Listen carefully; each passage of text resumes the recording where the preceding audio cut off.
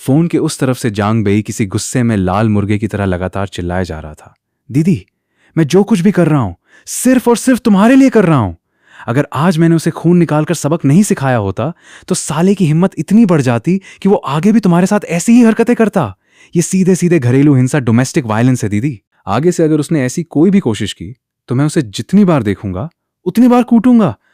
अब भाई, बात इतनी आगे बढ़ चुकी थी कि अगर जांग तांग ने इसे यहीं नहीं रोका तो इस सोशल मर्डर, सरेआम बेइज्जती से उसका पूरा सिस्टम ही क्रैश हो जाता।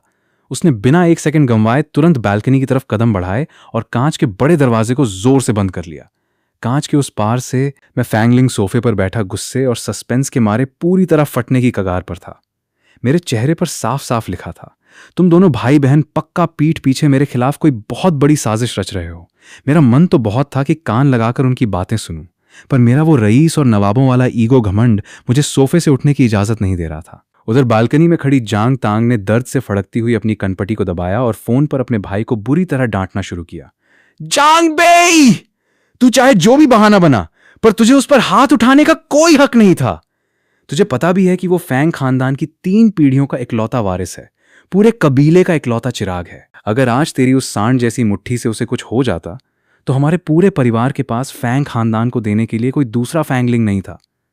हम उनकी भरपाई कैसे करते? पर हमारे इस ढीठ साले साहब के दिल में रत्ती भर भी पछतावा नहीं था। उसे तो बस इस बात का अफसोस था कि उसने सुबह फैंगलिंग के सिर पर बोरी डालकर उसे डंडे से क्यों नहीं पीटा। उसने फोन पर ही अपनी दीदी को उल्टा लपेटते हुए कहा, अच्छा दीदी, तो जब वो तुम्हारे साथ बेड पे ऐसी जानवरों वाली हरकतें कर रहा था तब उसे हमारे मम्मी पापा की फिक्र नहीं हुई? तब उसने हमारे परिवार के सम्मान के बारे में क्यों नहीं सोचा? भाड़ में जाए ये सब। जांग तांग का दिमाग अब पूरी तरह से सुन्न हो चुका था। वो अपने खुद के सगे भाई के साथ बेडरूम के इस कड़क और एडल्ट टॉपिक पर और ज्यादा बहस करने की हिम्मत बिल्कुल हार चुकी थी।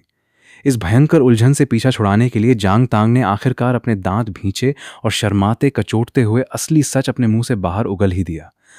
अरे वो दिमाग के पैदल, उसने मेरे साथ कोई जबरदस्ती नहीं की थी, समझा? ये सुनते ही जांग बेई फोन के उस पार से और ज्यादा छटपटा उठा। दीदी, तुम डरो मत, मुझे सच पता है। तुमने कल रात उसका विरोध किया था ना, और अगर तुमने मना किया था और फिर भी उसने अपनी चलाई तो वो जबरदस्ती ही हुई ना।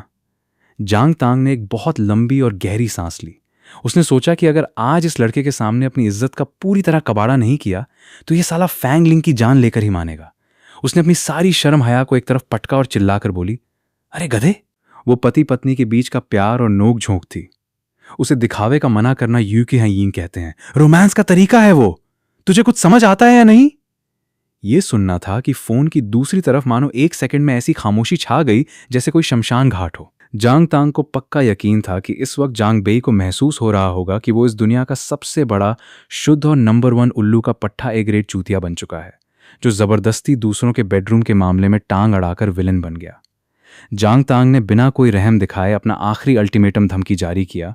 फैंग कबीले के बड़े दादाजी इस वक्त गुस्से से लाल पीले हो रहे हैं। किसी भी दिन चुपचाप फैंग विला चले जाना और हाथ जोड़कर घुटनों के बल बैठकर उनसे माफी मांगना, समझे? वरना मैं तुम्हारी खाल उधेड़ दूंगी। खट्टाक से फोन कट गया। जब जांग तांग बालकनी से वापस बेडरूम में आई तो उसने देखा कि मैं फैंगलिंग सोफे पर बैठा बड़े ही अनजाने अंदाज में अपने फोन को स्क्रॉल करने का नाटक कर रहा हूं, जैसे मुझे तो कुछ पता ही नहीं है। पर जैसे ही वो करीब आई मैंने तुरंत अपना मुंह ऊपर उठाया और दबी आवाज में उसकी जासूसी करने लगा। हाँ, तो वो जांग बेई फोन पर मेरे खिलाफ क्या जहर उगल रहा था, क्या बुराइयां कर रहा था मेरी। जांग तांग ने मेरी इस बेहद मासूम और सीधे बच्चे जैसी शक्ल को देखा, जिसका चेहरा सुबह मार खाने की वजह से थोड़ा सूजा हुआ था। उसने एक ठंडी सांस भरी और मुझे समझाते हुए बोली, फैंगलिंग, मैं जानती हूं कि तुम दोनों जीजा साले के बीच बहुत गहरी और कड़क दोस्ती हो गई है, पर यार कुछ बातें इतनी पर्सनल होती हैं कि उन्हें तुम्हें उसके सामने ऐसे सरेआम डिस्कस नहीं करना चाहिए। उधर मैं बिल्कुल साफ, गंगा जैसी पवित्र और अनजान आंखों से उसे घूरने लगा कि साला अब मैंने क्या कर दिया, क्या बातें? मैंने पूरी मासूमियत और एक नंबर के बुद्धू जैसी शक्ल बनाकर पूछा। जांग तांग ने अपना दिल मजबूत किया, अपनी आंखें बंद की और बड़ी मुश्किल से अपने मुंह से वो 4 शब्द फेंके। बेडरूम की वो जबरदस्ती। भाई साहब, ये 4 शब्द सुनते ही इस बार इस बड़े नवाब साहब यानी मेरे फैंगलिंग के होश उड़ गए। मेरा पूरा का पूरा सिस्टम ही हैक हो गया। मेरा चेहरा शर्म और झेंप के मारे 1 सेकंड में इतना लाल हो गया मानो उबलते पानी में कोई झींगा श्रिम्प उबाल दिया हो। मैं अपनी जगह से उछला और पागलों की तरह अपने हाथ हवा में लहराते हुए चिल्लाया, अरे नहीं नहीं बिन्नी, तुम गलत समझ रही हो। भगवान कसम, मैंने ऐसा कुछ नहीं किया। सिर्फ वही मर्द घटिया और बिना क्लास के होते हैं जो अपने बेडरूम की पर्सनल बातों को बाहर लाउड स्पीकर पर ढिंढोरा पीटते फिरते हैं। मैं वैसा बिल्कुल नहीं हूं। मेरा चेहरा गुस्से और शर्म से भभक रहा था। मैंने जांग तांग के सामने हाथ जोड़ते हुए कहा, तुम मुझ पर भरोसा करो। उस जांग बेई को कल रात की बात जो पता चली वो सिर्फ एक इत्तेफाक था। सुबह जब वो मुझसे लड़ रहा था तो मेरे मुंह से बस गुस्से गुस्से में वो बात निकल गई। मैंने सच में हमारी पर्सनल लाइफ का बाहर कोई ढिंढोरा नहीं पीटा है। मैं वैसा गिरा हुआ इंसान नहीं हूं। प्लीज मानो मेरी बात। मेरी इस घबराहट और बच्चों जैसी मासूमियत को देखकर जांग तांग के चेहरे पर एक बेहद प्यारी सी मुस्कान आ गई। वो मुस्कुराते हुए सोफे पर मेरे और करीब आकर बैठ गई। उसकी वो खूबसूरत मखमली आंखें मेरे चेहरे पर टिक गईं और वो बहुत ध्यान से मेरे उस होंठ के कोने को देखने लगी जो सुबह जांग बेई के मुक्के की वजह से सूज गया था और जहां से खून निकला था। उसने अपनी वो कोमल पतली उंगलियां धीरे से उठाईं और बहुत ही प्यार से मेरे उस जख्म पर रख दी। उसकी उंगलियों के छूते ही मेरे बदन में करंट दौड़ गया। वो बेहद मखमली और फिक्रमंद आवाज में बोली, बहुत ज्यादा दर्द हो रहा है क्या? मैं तो बस स्टैच्यू बनकर बिना पलक झपकाए उसकी उस जादुई और प्यार भरी आंखों में खो गया। भाई साहब, उस वक्त मेरे सीने के अंदर मेरा दिल किसी सामान्य रफ्तार से नहीं बल्कि ऐसा लग रहा था मानो उसमें कोई V8 इंजन फिट हो चुका हो जो सीधे 200 की स्पीड पे धड़क रहा था। जांग तांग ने जब देखा कि मैं किसी बेजान लकड़ी के कुंदे की तरह चुपचाप बैठा हूं और कुछ बोल नहीं रहा हूं तो उसने अपना वो खूबसूरत चेहरा मेरे और पास लाया और जांग तांग ने सीधे अपना चेहरा मेरे और करीब किया, अपने गुलाबी होठों को थोड़ा सा बाहर निकाला और मेरे उस सूजे हुए जख्म पर बड़े ही प्यार से एक ठंडी फूंक मारी। फूं! फिर वो मुस्कुराते हुए बोली, लो, एक बार फूंक मार दी, अब दर्द गायब हो गया ना? भाई साहब, कसम से मेरी जान ही निकल गई। अब इस कातिलाना अंदाज को भला कौन माई का लाल बर्दाश्त कर सकता है? ये औरत सीधे सीधे सरेआम मुझ पर हुस्न के बाण चला रही थी, मुझे भयंकर तरीके से फ्लर्ट कर रही थी। मैं अंदर से इतना घबरा गया कि मेरे मुंह से एक शब्द भी नहीं फूटा। मेरा पूरा दिमाग शॉर्ट सर्किट होकर बंद हो चुका था। जांग तांग ने जब मेरे इस टमाटर जैसे लाल चेहरे को देखा तो उसके चेहरे पर एक बेहद शातिर और नटखट सी मुस्कान आ गई। उसने बिना एक सेकंड का मौका दिए अपने होंठ सीधे मेरे उस जख्म पर टिका दिए और वहां एक छोटा सा मखमली चुंबन किस जड़ दिया। फिर वो थोड़ा पीछे हटी, अपनी आंखें मटकाते हुए मुझे देखने लगी और बोली, बताओ, अब भी दर्द हो रहा है क्या? मैं पूरी तरह से हकलाने लगा। मेरी आवाज गले में ही फंस कर रह गई। वो तभी वो दोबारा मेरे पास आई, मेरे कान के बिल्कुल करीब अपना मुंह लाया। उसकी गर्म सांसें सीधे मेरी गर्दन को छू रही थीं और वो बेहद सुरीली आवाज में फुसफुसाई, वाह, कितने शरीफ और प्यारे बच्चे हो तुम। इतना कहते ही उसने एक बार फिर से मेरे होंठों पर एक कड़क और गहरा चुंबन लिया और फिर झटके से उठकर गुनगुनाती हुई सीधे बाथरूम की तरफ नहाने चली गई। जब तक बाथरूम का दरवाजा खटाक से बंद नहीं हो गया तब तक भाई साहब मेरी छाती रुकी हुई थी। दरवाजा बंद होते ही मैंने सोफे पर गिरकर पागलों की तरह लंबी लंबी सांसें खींचना शुरू किया, जैसे मैं अभी अभी डूबने से बचा हूं। बाप रे बाप, ये औरत रोमांस के खेल में कितनी बड़ी उस्ताद है। इससे पहले जो लड़कियां मेरे पैसों और रुतबे को देखकर मेरे करीब आने की कोशिश करती थीं, उनके पैंतरे इतने बकवास और बचकाने होते थे कि मुझे हंसी आ जाती थी। पर हमारी इस लेडी बॉस जांग तांग के सामने आते ही मेरी सारी नवाबियत धरी की धरी रह जाती है और मैं किसी कॉलेज के पहले पहले प्यार में पड़े सीधे सादे कुंवारे लड़के की तरह कांपने लगता हूं। मैंने अपने दोनों हाथों से अपनी उस चौड़ी छाती को जोर से भींच लिया जहां मेरा दिल इस वक्त बुलेट ट्रेन की रफ्तार से पागलों की तरह धड़क रहा था, और मैंने अपने दोनों हाथों से अपनी उस चौड़ी छाती को जोर से भींच लिया जहां मेरा दिल इस वक्त बुलेट ट्रेन की रफ्तार से पागलों की तरह धड़क रहा था। मैं मन ही मन बुरी तरह चिल्लाया, अरे ओ मेरे दिल के टुकड़े, बस कर भाई, अब और मत धड़क। अगर तू इसी रफ्तार से नाचता रहा तो तेरा ये मालिक आज ही हार्ट अटैक से ऊपर पहुंच जाएगा। जब तक वो नहाकर बाथरूम से बाहर आई तब तक भी मेरे चेहरे का वो टमाटर जैसा लाल रंग बिल्कुल नहीं उतरा था। मेरी इतनी हिम्मत नहीं हो रही थी कि मैं उसकी तरफ आंख उठाकर भी देख सकूं। जांग तांग ने जब मेरा ये भीगी बिल्ली वाला रूप देखा तो उसे बड़ी हंसी आई। वो जानबूझकर मजे लेने के लिए मेरे और करीब आई और चेहरे पर एक शरारती मुस्कान लाकर बोली, क्यों नवाब साहब, क्या आपके होंठ का दर्द फिर से शुरू हो गया है? भाई साहब, उस वक्त मुझे खुद पर इतना भयंकर गुस्सा आ रहा था कि मैं क्या बताऊं। मैं मन ही मन खुद को कोस रहा था। धत तेरी की फैंगलिंग, तू कितना बड़ा डरपोक है यार। आखिर तू इतना क्यों शर्मा रहा है? वो तेरी कानूनी बीवी है। अगर वो तुझे इस कदर चिढ़ा सकती है तो तू पलटकर उस पर काउंटर अटैक जवाबानी हमला क्यों नहीं कर सकता? बस भाई, यही सोचकर मैंने अपना दिल मजबूत किया, अपने डर को पीछे धकेला और एक तगड़ा दांव खेलने की सोची। मैंने अपना सीना चौड़ा किया, थोड़ा आगे की तरफ झुका और अपने उस बेहद हैंडसम चेहरे को सीधे उसकी आंखों के बिल्कुल सामने ले जाकर अड़ा दिया। मैंने अपनी आवाज को थोड़ा कड़क और बोल्ड बनाते हुए कहा, हाँ, दर्द तो बहुत हो रहा है, तो अब क्या विचार है आपका? क्या आप दोबारा मेरे इस जख्म पर अपनी वो मखमली फूंक मारेंगी, या फिर सीधे मुंह से ये कड़क और फिल्मी लाइनें तो बड़ी आसानी से निकल गईं, पर सच कहूं तो अंदर से मेरी टांगें कांप रही थीं। जांग तांग भी मेरा ये बदला हुआ रूप देखकर एक सेकंड के लिए पूरी तरह सन्न रह गई। उसे दूर दूर तक अंदाजा नहीं था कि जो लड़का हमेशा छोटी छोटी बातों पर बिल्ली की तरह कटकटाता रहता था, वो आज अचानक इतना बड़ा शेर बनकर पलटवार कर देगा। पर भाई, वो भी इस खेल की पुरानी खिलाड़ी थी।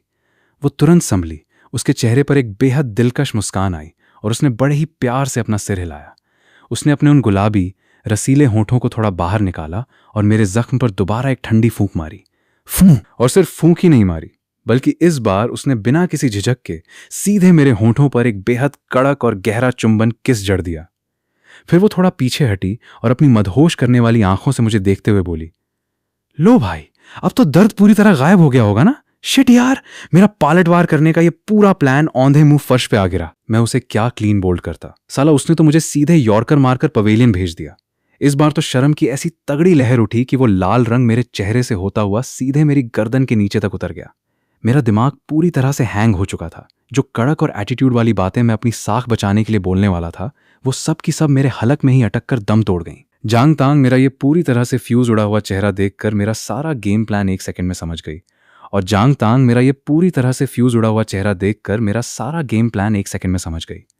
उसने मेरी इस सिचुएशन के मजे लेते हुए आग में पूरा घी डाला और हंसते हुए बोली, चलो, अब तो चेहरा देखकर लग रहा है कि दर्द बिल्कुल गायब हो चुका है। पर हाँ, अगर थोड़ी देर बाद फिर से दर्द शुरू हो जाए तो शर्माना मत, अपनी इस बीवी को बता देना, मैं दोबारा फूंक मार दूंगी। भाई साहब, ये फूंक मारने खोइछे वाला शब्द इस वक्त मेरे कानों को इतना जहरीला और डबल मीनिंग लगा कि क्या बताऊं। मुझे अच्छे से पता था कि वो सीधे सीधे मेरे सूजे हुए जख्म पर फूंक मारने की बात कर रही थी, पर मेरे इस कमबख्त और पापी दिमाग ने न जाने कौन कौन से गंदे और एडल्ट सीन सोचने शुरू कर दिए। मुझसे अब और रहा नहीं गया। मेरी आंखों में एक अजीब सी दीवानगी और चाहत साफ झलकने लगी। मैंने अपनी आवाज को थोड़ा भारी और कड़क बनाते हुए बेहद नशीले अंदाज में उससे पूछा, सच में?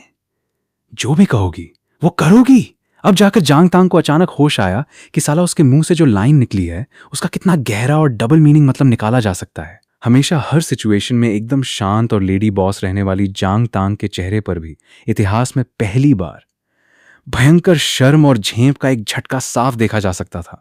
उसने अपनी इस घबराहट को छुपाने के लिए तुरंत अपनी टोन बदली और थोड़ी कड़क आवाज में बोली, अरे ओ नवाब साहब, मैंने कहा कि अगर जख्म में दर्द हो तो फूंक मारूंगी। हम दोनों बालिग एडल्ट्स हैं, तो ये छोटे बच्चों जैसी नादानी और बुद्धू बनने का नाटक मेरे सामने मत करो, समझे? भाई कसम, इस लेडी बॉस के चेहरे पर यह झेंप और हार देखकर मेरे दिल को जो सुकून मिला ना, वो मैं बयान नहीं कर सकता। मुझे मन ही मन इतनी तगड़ी संतुष्टि, सेटिस्फैक्शन मिली कि मुझे मजा आ गया।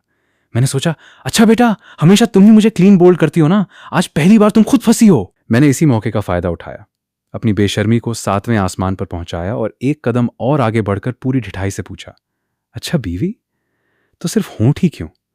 अगर मेरे बदन के बाकी हिस्सों में भी दर्द हो तो क्या वहां भी तुम्हारी ये मखमली फूंक काम करेगी?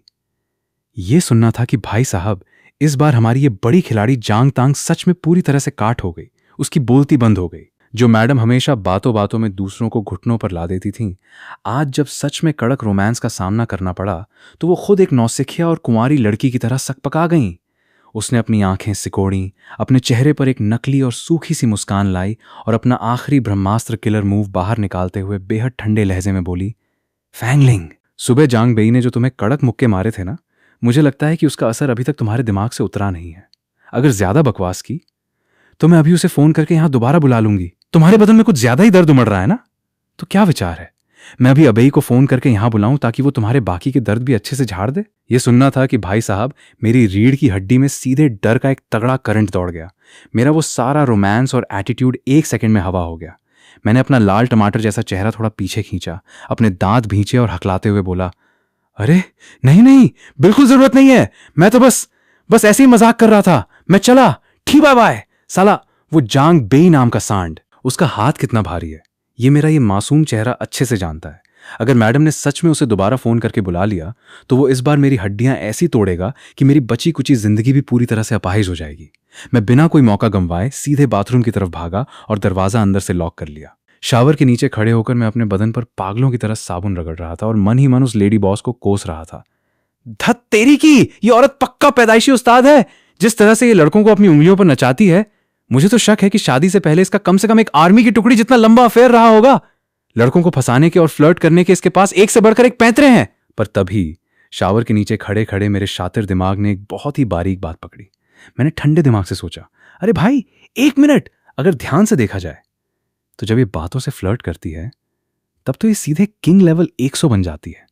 पर जैसे ही बात सच में फिजिकल होने पर आती है, चादर के अंदर की असली जंग शुरू होती है। तो मैडम अचानक नौसिखिया लेवल 1 बनकर शर्माने लगती हैं। साला ये तो सरासर धोखा है। ऐसी लड़कियां जो सिर्फ बातों से आग लगाती हैं और बाद में जिम्मेदारी नहीं लेती, वो सबसे खतरनाक होती हैं। अगर इतनी ही हिम्मत है तुम्हारी तो सिर्फ दिमाग से क्यों खेलती हो? कभी अपनी इस कातिल अदाओं से पूरी तरह लूट कर तो दिखाओ।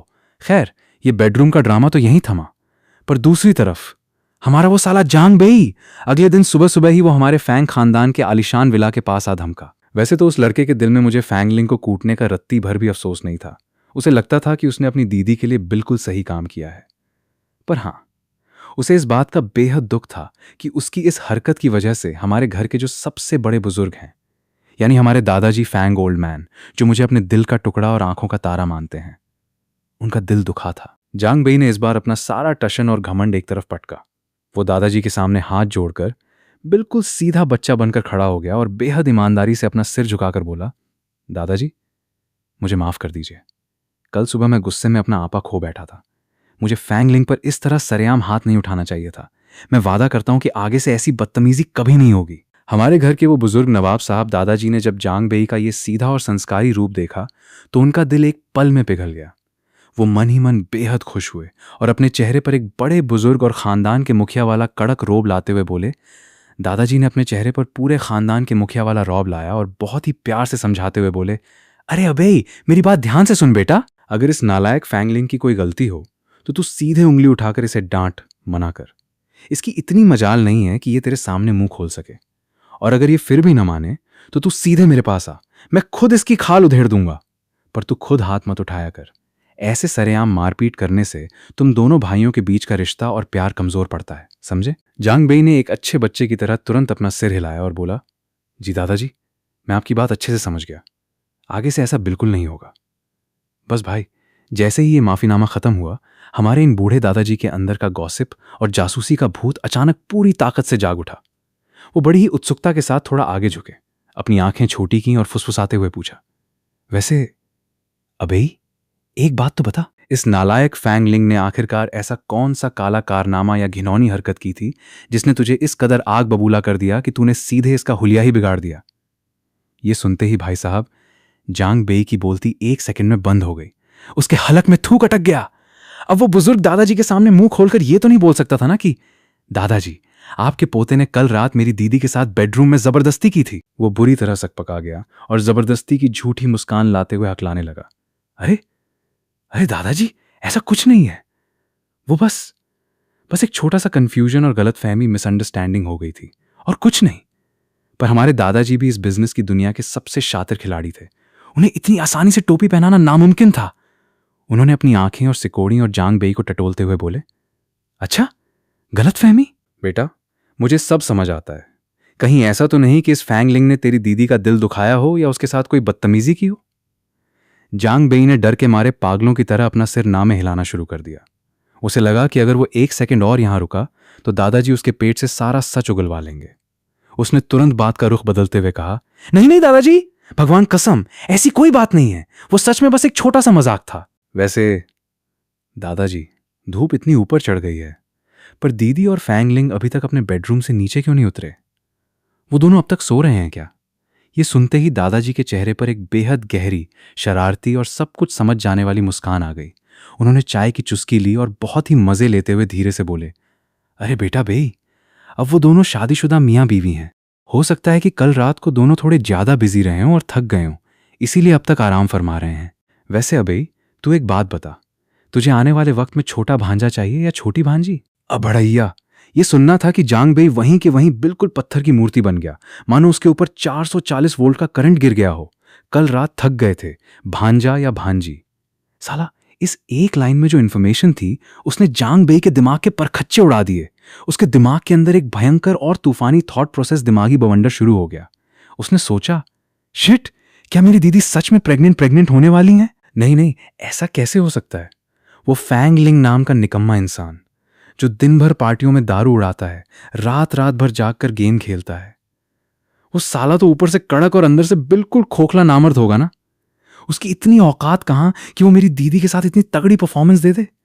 जांग बेई ने बड़ी मुश्किल से अपने हलक से थूक नीचे गटका और बेहद डरते डरते आंखें फाड़कर दादाजी से पूछा, दादाजी क्या क्या मेरी दीदी सच में प्रेग्नेंट है? दादाजी ने जब जांग बेई का ये उड़ा हुआ तोता जैसा चेहरा देखा तो वो जोर से हंस पड़े और हाथ हवा में लहराते हुए बोले, अरे नहीं नहीं बेटा, अभी ऐसा कुछ नहीं है। मैं तो बस ऐसे ही मजे ले रहा था, जनरल नॉलेज की तरह पूछ रहा था। ये सुनते ही भाई साहब जांग बेई की जान में जान आई। उसने अपने सीने पर हाथ रखा और एक बहुत लंबी राहत की सांस ली। वो मन ही मन बुदबुदाया, चलो शुक्र है भगवान का, वरना अगर उस जंगली सुअर ने मेरी दीदी के साथ सच में। लेकिन भाई, ये जो हमारा डफर साला है ना, ये दादाजी की सिर्फ इतनी सी बात पकड़कर अपने दिमाग में आगे की पूरी पिक्चर ख्याली पुलाव बनाने बैठ गया। वो मन ही मन सोचने लगा, अगर दीदी का बच्चा हुआ तो पक्का छोटी भांजी ही होनी चाहिए जो बिल्कुल मेरी दीदी जैसी दिखती हो। कसम से वो पूरी दुनिया में सबसे प्यारी बच्ची होगी।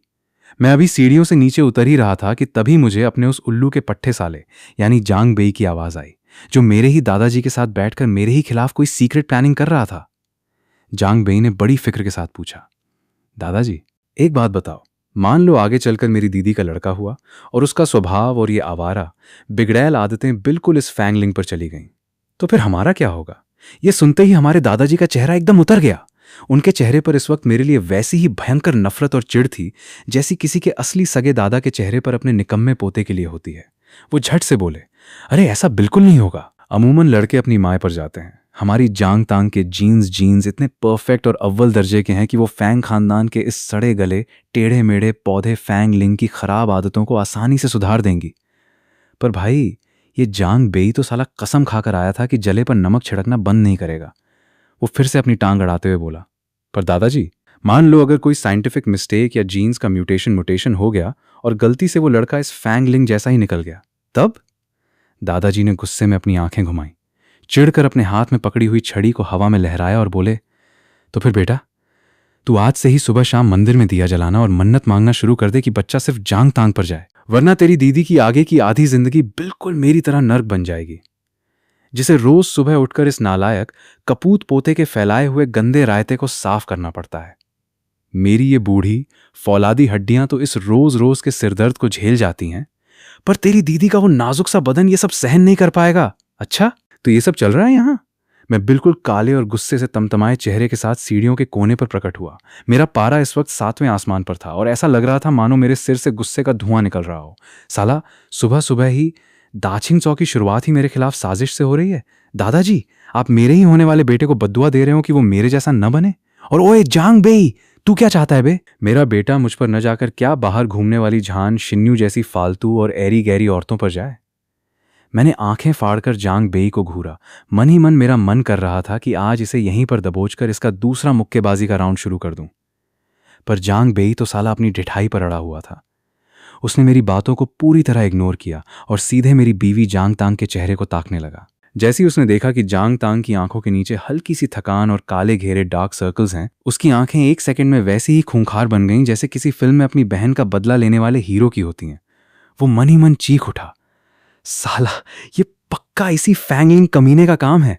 कल रात जो ये सीना चौड़ा करके कह रहा था कि एक रात में कई कई बार करता हूं, इसने सच में मेरी दीदी को इतना परेशान किया कि वो बेचारी रात भर सो भी नहीं पाई। हैरानी की बात तो ये थी कि मेरे खुद के सगे दादाजी मेरे सपोर्ट में एक शब्द बोलने की बजाय जांग बेई की हर बात पर ऐसे पागलों की तरह सिर हिला रहे थे मानो उन्हें भी पूरा यकीन हो कि फैंग खानदान की इस बिगड़ी हुई नस्ल को सिर्फ और सिर्फ मेरी बीवी के जीन्स ही बचा सकते हैं। भाई कसम, इस घर में मेरी यानी इस असली पोते की इज्जत एक कौड़ी की भी नहीं बची थी। जैसे जैसे तमाशा खत्म हुआ और नाश्ता पूरा हुआ, ये जांग बेई नाम का भूत जबरदस्ती मेरी ही गाड़ी में आकर बैठ गया। वो ठाठ से फ्रंट सीट को ड्राइवर सीट पर बैठा, पर साले का चेहरा शर्म के मारे एकदम बंदर के पिछले हिस्से जैसा लाल हो चुका था। गाड़ी स्टार्ट होते ही उसने काफी देर तक अपना थूक गटका और बड़ी मुश्किल से झेंपते हुए बोला, सुनो, आगे से तुम थोड़ा कंट्रोल मजनू कंट्रोल में रहा करो, समझे? मेरी दीदी दिन भर ऑफिस में इतना काम करती हैं, वो वैसे ही थक जाती हैं। तुम रात के वक्त थोड़े कम जंगली बना करो, कभी तो इंसान बन जाया करो। मैंने एक हाथ से गाड़ी का स्टीयरिंग व्हील पकड़ा और मन ही मन एक जोरदार ठंडी हंसी हंसा। क्या मजाक है साले।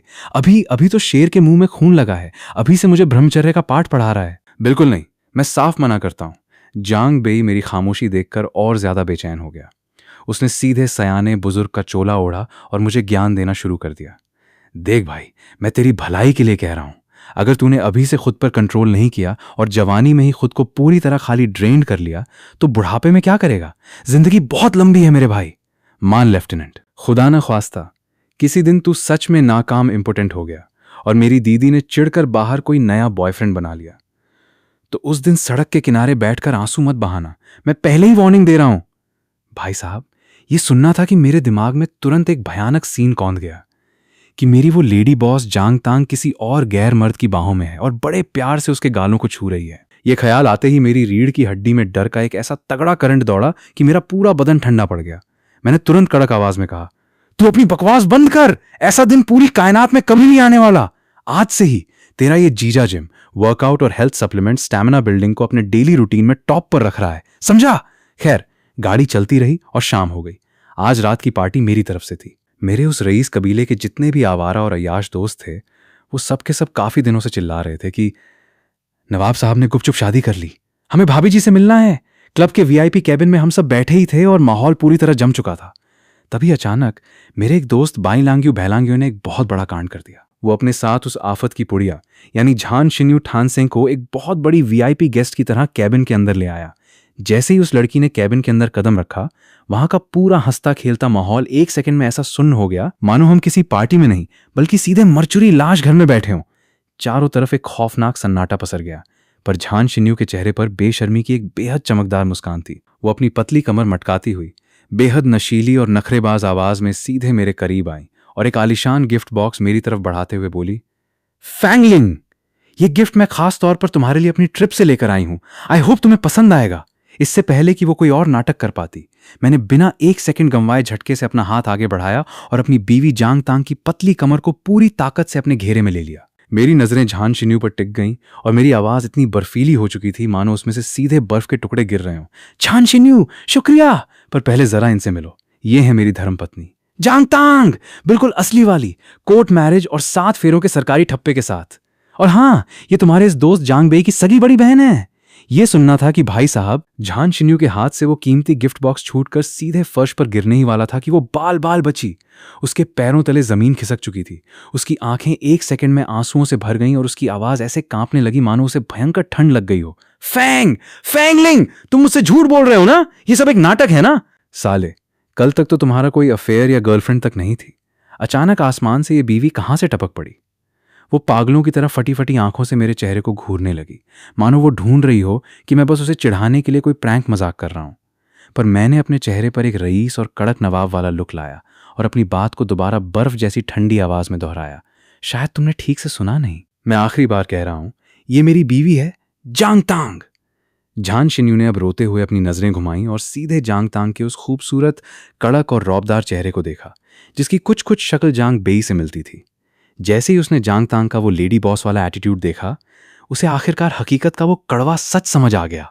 उसका दिल पूरी तरह टूट गया और वो वहीं सबके सामने वाओ करके बच्चों की तरह फूट फूट कर रोने लगी। भाई साहब, वो लड़की जिस कदर बिलक बिलक कर रो रही थी, ऐसा लग रहा था मानो वो किसी मखमली फिल्म की दुखी हीरोइन हो। उसकी आंखों में भयंकर पछतावा साफ दिख रहा था। वो मुझे ऐसे घूर रही थी मानो मैंने उसे बीच रास्ते में धोखा देकर छोड़ दिया हो। वो रोते रोते चीखी, फैंगलिंग, अगर मुझे जरा सा भी अंदाजा होता कि मेरी पीठ पीछे ये सब हो जाएगा तो मैं कसम से कभी उस ट्रिप पे जाती ही नहीं। उसका ये ओवर ड्रामेटिक रोना धोना देखकर मेरे चेहरे पे भयंकर चिढ़ और नफरत साफ झलकने लगी।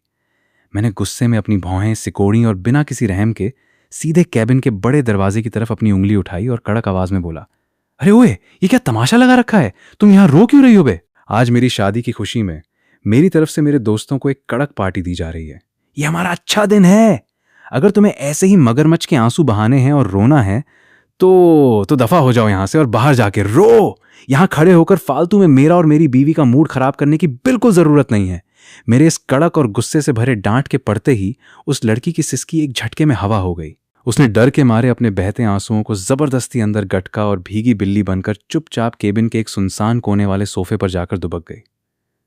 पर भाई साहब, असली मुसीबत तो मेरी बगल में बैठी थी। मेरी वो अभी अभी ब्याह कराई लेडी बॉस बीवी यानी जांगतांग अपनी फाइलों से फुर्सत पाकर अब बार बार उस कोने में बैठी झान शिन्यू की तरफ बड़ी ही हमदर्दी और शक भरी नजरों से देख रही थी। उसे इस तरह देखते देख मेरे दिल में भयंकर खलबली मच गई। मैंने मन ही मन सोचा, धत्त तेरी की, ये औरत पक्का अंदर ही अंदर ये खिचड़ी पका रही होगी कि इस नवाब साहब का इस रोने वाली लड़की के साथ पुराना कोई चक्कर या सीक्रेट अफेयर चल रहा था। अरे भाई, ऊपर वाले की कसम, मैं अपनी पूरी जिंदगी में एकदम शुद्ध और पवित्र सिंगल वर्जन रहा हूं। मेरी ईमानदारी का आलम तो यह है कि आज तक मैंने अपनी सगी माँ और बहन के अलावा किसी दूसरी लड़की का हाथ तक ठीक से नहीं छुआ है, और ये साली यहां आकर मेरा पूरा कैरेक्टर ही ढीला करने पर तुली है। खैर, जैसे तैसे वो डिनर खत्म हुआ और हमारे इस रईस कबीले का काफिला सीधा केटीवी कराओके क्लब की तरफ बढ़ा। वीआईपी रूम में माहौल सेट होते ही मैंने हाथ में माइक थामा और अपनी कातिल आवाज में एक बेहद रोमांटिक और गहरा गाना गाना शुरू किया। मैं पूरी शिद्दत से अपनी बीवी को इम्प्रेस करने के लिए अपनी परफॉर्मेंस दे ही रहा था कि तभी अचानक वो आफत की पुड़िया यानी झान शिन्यू पागलों की तरह स्टेज पर दौड़ती हुई आई और उसने झटके से मेरा म्यूजिक ट्रैक ही बंद कर दिया। म्यूजिक बंद होते ही कैबिन में एक बार फिर सन्नाटा छा गया। वो मेरे बिल्कुल सामने आकर खड़ी हो गई। इस बार तो मेरे माथे की नसें गुस्से के मारे पूरी तरह फटने को तैयार थीं। मैंने दांत भींच कर चिल्लाया, झान शिन्यू, तेरी ये बकवास और नौटंकी बंद कर, वरना आज मैं सच में अपना आपा खो बैठूंगा। पर झान शिन्यू पर तो जैसे किसी भूत का साया था। उसने मेरी डांट को पूरी तरह हवा में उड़ाया और वहां बैठे हमारे उन 10-12 अमीर दोस्तों के सामने बिल्कुल किसी सती सावित्री और देवदासी की तरह हाथ फैलाकर चिल्लाने लगी, फैंगलिंग, तुम मेरी बात क्यों नहीं समझ रहे हो? ये जांगतांग तुमसे बिल्कुल प्यार नहीं करती। तुम दोनों की इस जबरदस्ती की शादी में तुम्हें कभी कोई खुशी या सुकून नहीं मिलेगा। मैं ये सब सिर्फ और सिर्फ तुम्हारी जिंदगी बचाने के लिए कर रही हूं, तुम्हें इस चुड़ैल के चंगुल से आजाद कराने के लिए कर रही हूं। भाई साहब, सरेआम अपनी बीवी के सामने अपनी शादी का यह तमाशा देखकर मेरा खून एकदम खौल उठा। मेरा गुस्सा अब 7वें नहीं बल्कि 14वें आसमान पर पहुंच चुका था और मैं गुस्से के मारे पागलों की तरह हंसने लगा और अपनी आंखें आसमान की तरफ घुमाते हुए सीधे चिल्लाया, अरे ओ मैडम, तुम खुद को इस दुनिया की कोई मसीहा या सुपर वुमन समझती हो क्या, जो यहां सीधे छोटे नवाब यानी मेरी जिंदगी बचाने चली हो? दफा हो जाओ यहां से। पर भाई साहब, इस पूरे ड्रामे और तमाशे के बीच सोफे पर बैठी मेरी वो लेडी बॉस बीवी यानी जांगतांग बिल्कुल शांत थी। उसके चेहरे पर गुस्से का एक कतरा भी नहीं था, बल्कि उसके होठों पर एक बेहद शातिर और नटखट सी मुस्कान आ चुकी थी। वो धीरे से अपनी जगह से उठी, झान शिन्यू की तरफ बढ़ी और बड़ी ही फुर्सत से बोली, अच्छा, तुम फैंगलिंग को बचाना चाहती हो? तो क्या मेरी हर शर्त मानने को तैयार हो? ये सुनते ही मैंने झटके से अपना मुंह उसकी तरफ घुमाया। मेरी आंखें डर और सदमे के मारे फटी की फटी रह गईं। साला, इस औरत का क्या इरादा है भाई? ये क्या खिचड़ी पका रही है? अगर आज इसने पैसों के लालच में आकर मुझे इस पागल लड़की को बेचने की कोशिश की ना, तो कसम खुदा की मैं आज अपनी इस नई नवेली बीवी का यहीं पर मर्डर कर दूंगा। पर हमारी लेडी बॉस जांगतांग तो इस बिजनेस की दुनिया की सबसे बड़ी खिलाड़ी थी। उसने बेहद रिलैक्स अंदाज में अपनी एक मखमली उंगली हवा में उठाई और बिल्कुल कड़क आवाज में अपनी डिमांड सामने रख दी, पूरे 1000 करोड़ 10 बिलियन रुपए। और सिर्फ यही नहीं, उसने अपनी बात को और कड़क बनाते हुए आगे कहा, और सुनो, मुझे कोई ज्वेलरी, हीरे जवाहरात या सोने के सिक्कों का फालतू दिखावा नहीं चाहिए। मुझे सिर्फ और सिर्फ कड़क कैश और प्राइम लोकेशन की प्रॉपर्टी, जमीन जायदाद चाहिए, समझे? क्या तुम ये कर सकती हो? जैसे ही जांगतांग के मुंह से ये कड़क शब्द निकले, उस पूरे आलिशान केटीवी कैबिन में मानो एक और भयंकर बवंडर आ गया। वहां बैठे सारे दोस्त सन्न रह गए, मानो उनके पैरों तले जमीन खिसक गई हो। मेरे बगल में बैठा वो मेरा कमीना दोस्त अपनी कोहनी से मेरे पेट में दोबारा टॉप्स मारते हुए भयंकर कमीनी मुस्कान के साथ फुसफुसाया, ओहो फैंग नवाब साहब, आपकी इस मर्दानगी और बदन की कीमत तो मार्केट में बहुत तगड़ी लगी है भाई। कसम से आप बहुत महंगे बिक रहे हो, 1000 करोड़ के नवाब। मैंने अपने उस दोस्त की तरफ ऐसी कातिलाना नजरों से देखा मानो मैं उसे वहीं जिंदा गाड़ दूंगा। उधर वो झान शिन्यू तो जांगतांग की यह भयंकर डिमांड सुनकर वहीं पत्थर की मूर्ति बन गई। उसके चेहरे का रंग पूरी तरह उड़ चुका था। वो इतनी बेजान और रोनी सूरत बनाकर खड़ी थी कि क्या बताऊं। काफी देर तक घुटने टेकने के बाद उसने बेहद दबी और दुखी आवाज में पूछा, तुम इतनी बड़ी रकम क्यों मांग रही हो? आखिर क्यों चाहिए तुम्हें इतना सारा पैसा? जांगतांग के चेहरे पर इस वक्त एक ऐसी शातिर और कातिल मुस्कान थी मानो वो कोई ऐसी ब्लैक मार्केट की डीलर हो जो इंसान को बिना नमक मिर्च के जिंदा चबा जाए। उसने अपनी नजरें झान शिन्यू पर टिकाईं और बेहद ठंडे लहजे में कहा, क्यों? क्या तुम्हें लगता है कि फैंग खानदान के इस इकलौते वारिस की कीमत तुम्हारे दिल में बस इतनी सी है? क्या तुम्हारे हिसाब से फैंगलिंग की वैल्यू 1000 करोड़ भी नहीं है? क्या तुम्हारे हिसाब से फैंगलिंग की वैल्यू 1000 करोड़ भी नहीं है? जांगतांग के मुंह से यह बात निकलते ही झान शिन्यू को मानो 7वें आसमान से कोई बहुत बड़ा झटका लगा हो। उसकी ईगो आत्मसम्मान पर जैसे किसी ने लात मार दी हो। उसने तुरंत अपनी रोती हुई कमर को सीधा किया, सीना ताना और पूरी शिद्दत से चिल्लाकर बोली, नहीं, ऐसा बिल्कुल नहीं है। मेरे दिल में फैंग लिंग की कीमत कोई 1,000 करोड़ की नहीं है। वो मेरे लिए पूरी दुनिया का सबसे अनमोल हीरा ऊंचा जुपाव है। मैं उसके लिए ये रकम देने को तैयार हूं। पर दिक्कत यह है कि अभी मेरे पास इतने पैसे नहीं हैं। पुछ। हा हा हा। जांग तांग से अब अपनी हंसी रोकी नहीं गई और वो जोर से हंस पड़ी।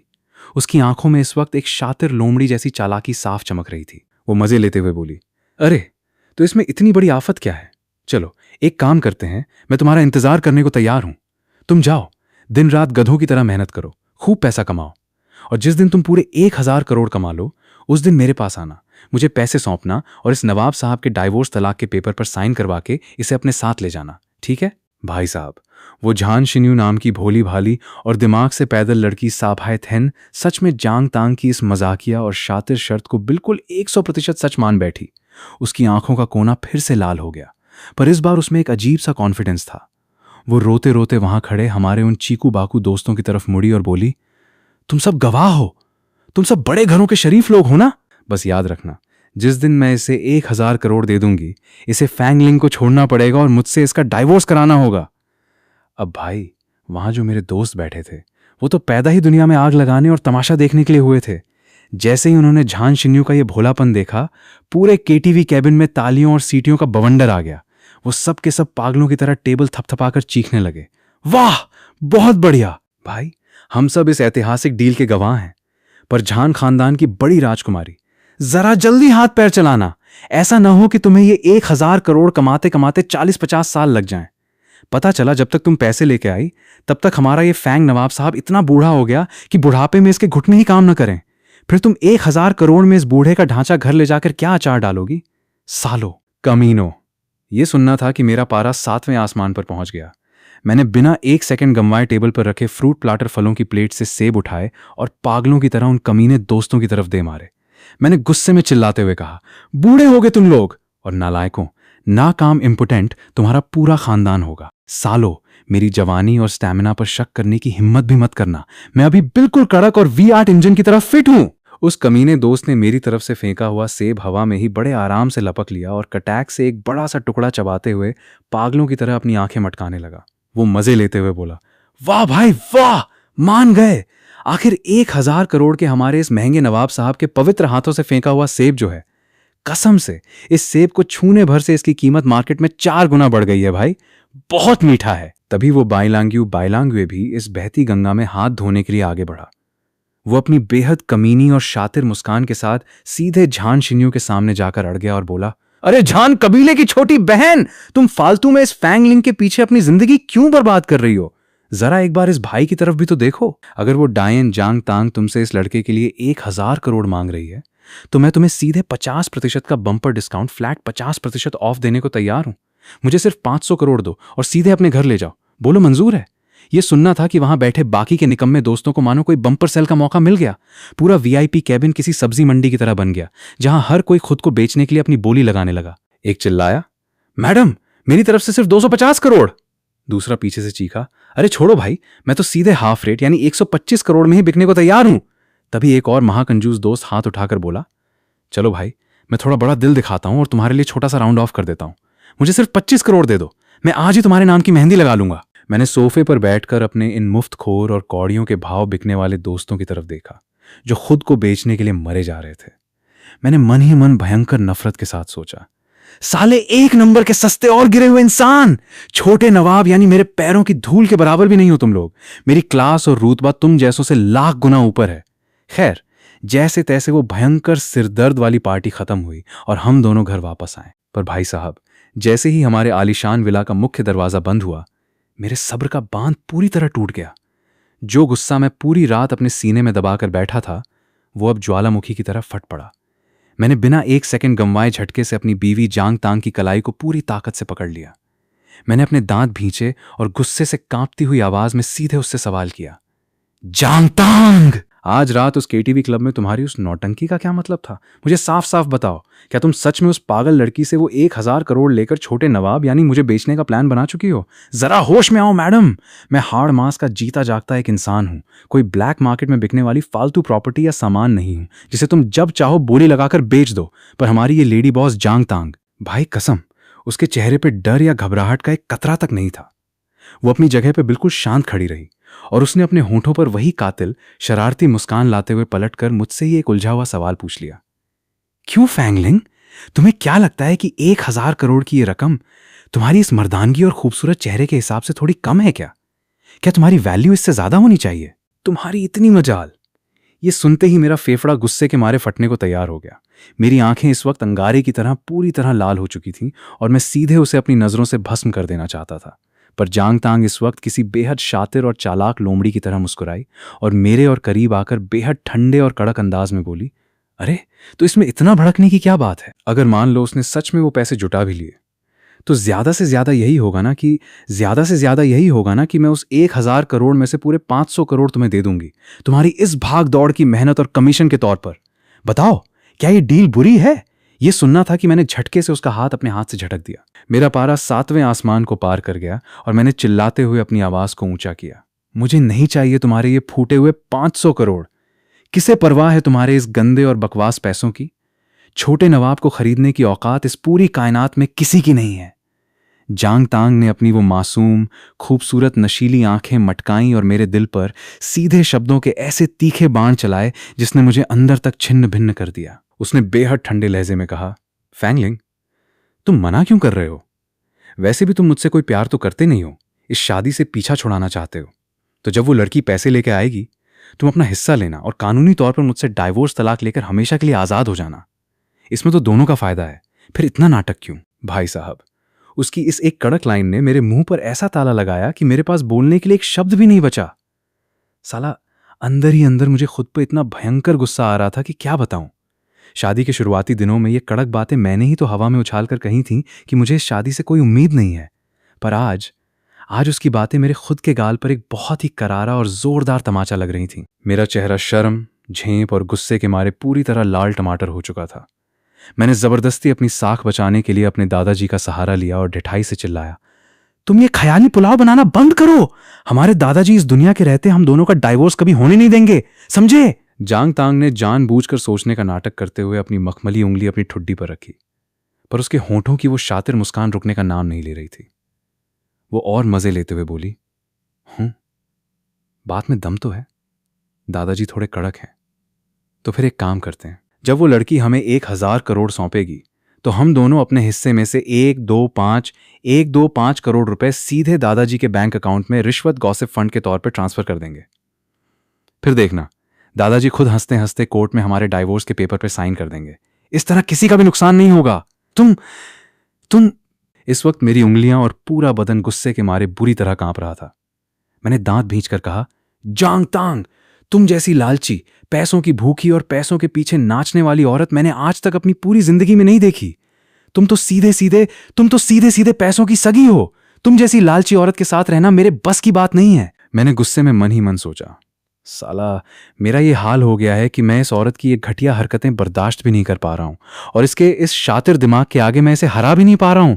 कसम खुदा की, मैं किसी और मुसीबत से मरूं या ना मरूं, पर इस औरत के हाथों एक दिन हार्ट अटैक से जरूर मर जाऊंगा। जांग तांग ने जब देखा कि मेरा पारा सच में 7वें आसमान को पार कर चुका है और मैं गुस्से के मारे बिल्कुल फटने वाला हूं, तब जाकर उसने अपनी वो कातिल मुस्कान समेटी और अपनी नौटंकी बंद की।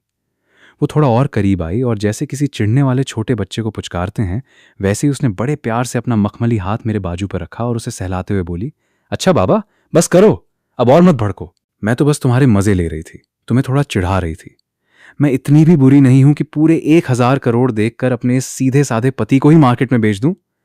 मैंने अपना चेहरा पूरी तरह कड़क और ठंडा बनाए रखा और अपनी खूंखार नजरों से उसे घूरने लगा।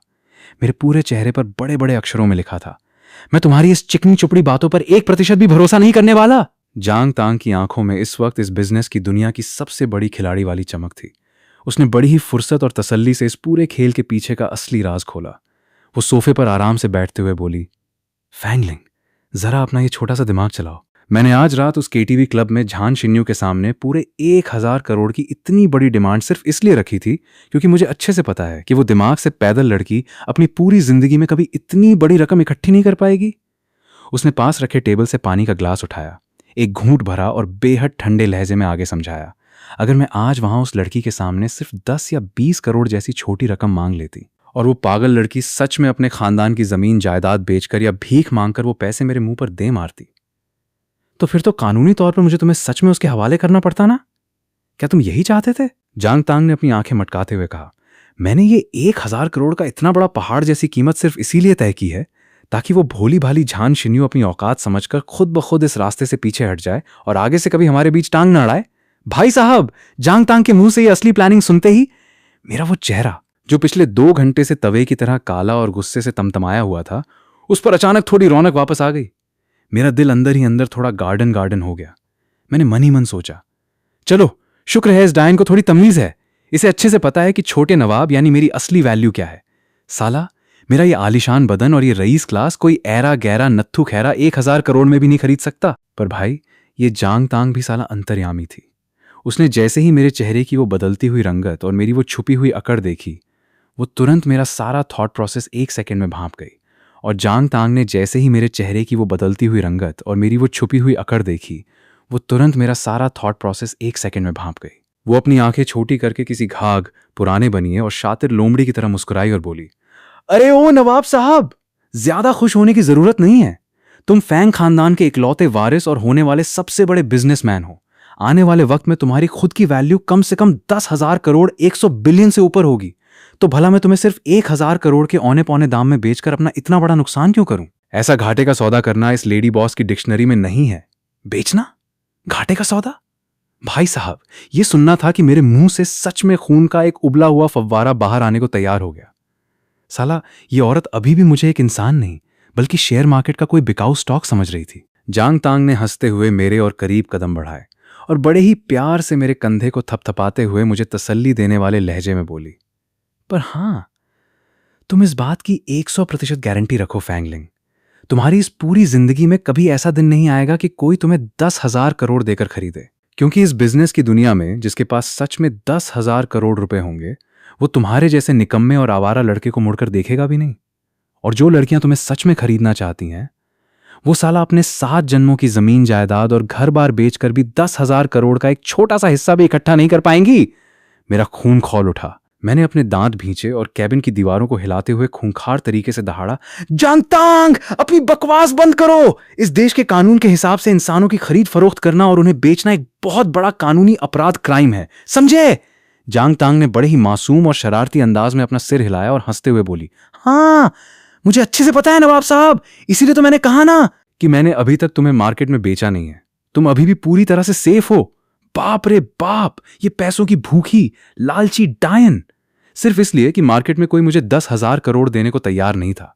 इसने अचानक अपना हाथ आगे बढ़ाया और बिना किसी झिझक के सीधे मेरे गाल को अपनी उंगलियों से जोर से मरोड़ स्क्वीज दिया। और फिर वो मुस्कुराते हुए बोली, चलो चलो, अब बहुत नखरे हो गए, अब गुस्सा थूको और चुपचाप बाथरूम में जाकर नहा लो। शाबाश! मैं तो वहीं अपनी जगह पर फटी की फटी आंखों से स्टैच्यू बनकर रह गया। मेरा पूरा दिमाग सन्न हो चुका था। साला, इस औरत की हिम्मत दिन ब दिन इतनी ज्यादा बढ़ती जा रही है कि मैं क्या बताऊं।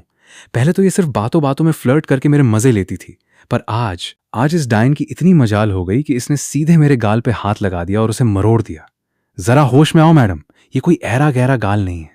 ये छोटे नवाब यानी इस फैंगलिंग का सबसे आलीशान, हैंडसम और बेहद वीआईपी चेहरा है, जिसकी जरा होश में आओ मैडम, ये कोई ऐरा गहरा गाल नहीं है।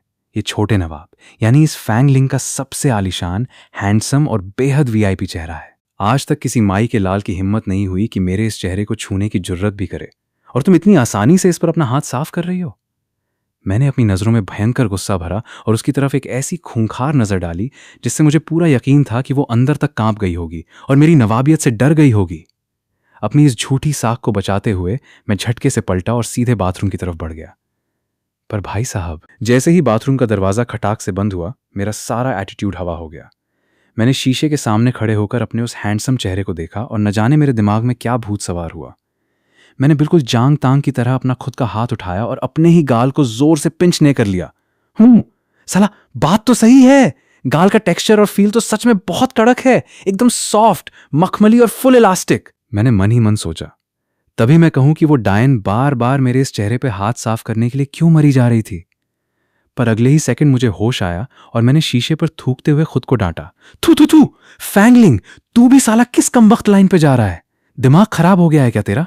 एक औरत सरेआम एक मर्द के गाल को ऐसे मरोड़ कर चली जाती है, ये तो सरासर बदतमीजी और बेशर्मी की हद है। मैं तो यहां बाथरूम में शावर के नीचे खड़ा होकर गुस्से में खौलते हुए पागलों की तरह बदन पर साबुन रगड़ रहा था, पर उधर बाहर हमारा वो साला जांग बेई, वो इस वक्त अपने बिस्तर पर लेटा हुआ अपने मोबाइल पर पागलों की तरह उंगलियां चला रहा था और मेरी बीवी यानी अपनी दीदी जांग तांग को सीधे सीधे सीक्रेट मैसेजिंग दाग रहा था।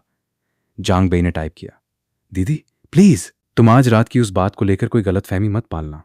ये फैंगलिंग नाम का जो प्राणी है ना, ये उस पागल झान शिन्यू को 1% भी भाव नहीं देता। वैसे तो ये साला देखने में पूरा आवारा, अय्याश और बिगड़ा हुआ नवाब लगता है, पर मैं गारंटी देता हूं कि लड़कियों के मामले में इसका कैरेक्टर एकदम साफ सुथरा और नीट एंड क्लीन है। जांग तांग ने जब अपने फोन पे अपने इस डफर भाई का ये वकालतनामा देखा तो उसकी हंसी छूट गई। उसने सोफे पर पैर पसारे और जानबूझकर जांग बेई के मजे लेने के लिए पलटकर एक बेहद शातिर मैसेज टाइप किया। जांग बेई ने बिना 1 सेकंड की देरी किए तुरंत रिप्लाई ठोका, दीदी हम दोनों भाई बिल्कुल एक जैसे साफ सुथरे हैं, एकदम पवित्र, गंगा जल की तरह शुद्ध और दूध के धुले हुए लड़के। बल्कि सच कहूं तो मुझे तो पूरा शक है कि वो फैंगलिंग नाम का सांड आज के इस कलयुग में भी 100% बिल्कुल कुंवारा और वर्जिन, प्योर वर्जिन है। वर्जिन कुंवारा जैसे ही जांग तांग की नजरों के सामने अपने भाई का ये मैसेज आया, उसके दिमाग में तुरंत हमारी शादी की वो पहली कड़क रात, फर्स्ट नाइट घूम गई। उसे याद आया कि कैसे उस रात बेडरूम के बंद दरवाजे के पीछे छोटे नवाब यानी मेरे होश उड़े हुए थे। मेरा पूरा सिस्टम हैंग हो चुका था और मैं एक नौसिखिया अनाड़ी की तरह भयंकर घबरा रहा था। जांग तांग के दिमाग में जैसे ही हमारी उस शादी की पहली रात का मेरा वो घबराया हुआ और फ्यूज उड़ा हुआ चेहरा आया, उसके होंठों की वो शरारती मुस्कान सीधे कानों तक पहुंच गई। उसने बिना 1 सेकंड का वक्त गंवाए बेहद फुर्ती से अपने फोन पर सिर्फ 5 शब्दों का एक कड़क रिप्लाई ठोक दिया। उधर दूसरी तरफ फोन स्क्रीन पर दीदी का यह मैसेज देखते ही जांग बेई की आंखें फटी की फटी रह गईं। साला वो वहीं के वहीं बिल्कुल हक्का बक्का रह गया। उसी वक्त मैं बाथरूम से अपने गीले बालों को तौलिए से सुखाता हुआ बाहर निकला।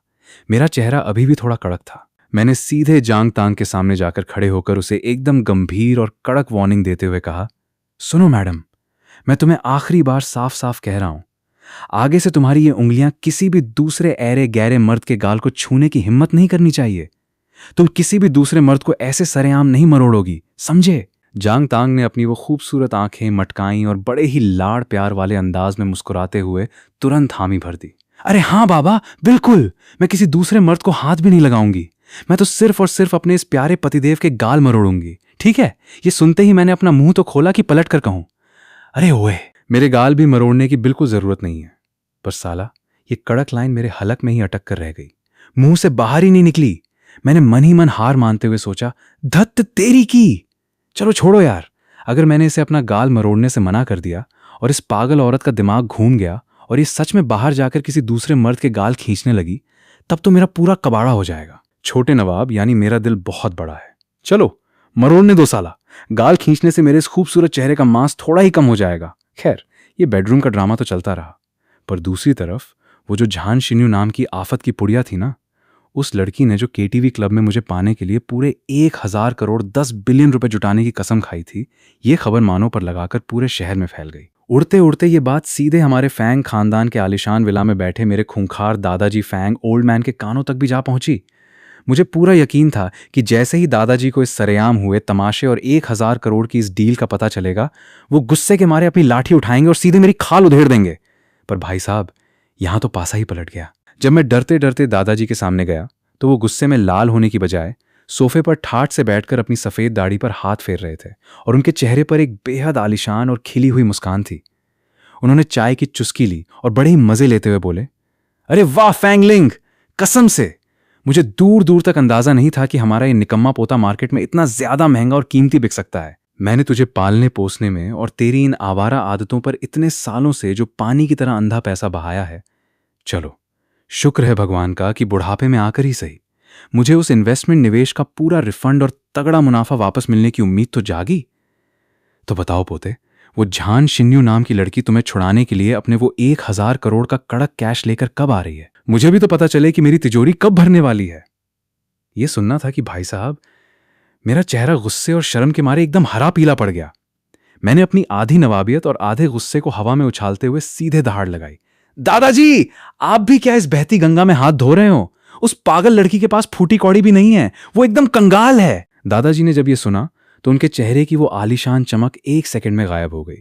उन्होंने बेहद मायूस होकर अपना सिर हिलाया और तंबाकू चबाते हुए बोले, अरे यार, धत तेरी की, मुझे तो लगा था कि तू सच में इतना महंगा और कीमती हीरा बन गया है।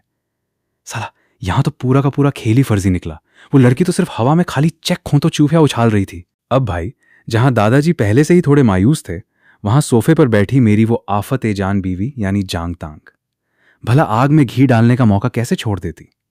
वो तुरंत दादाजी के और करीब आई, अपने चेहरे पर एक झूठा अफसोस लाया और इस जलते हुए माहौल में पूरी तरह से तीखी चिंगारी भड़काते हुए बोली, हाँ दादाजी, ये पूरी की पूरी मेरी ही गलती है। मुझे लगता है कि मैंने मार्केट में इस नवाब साहब की कीमत थोड़ी ज्यादा ही ऊंची लगा दी।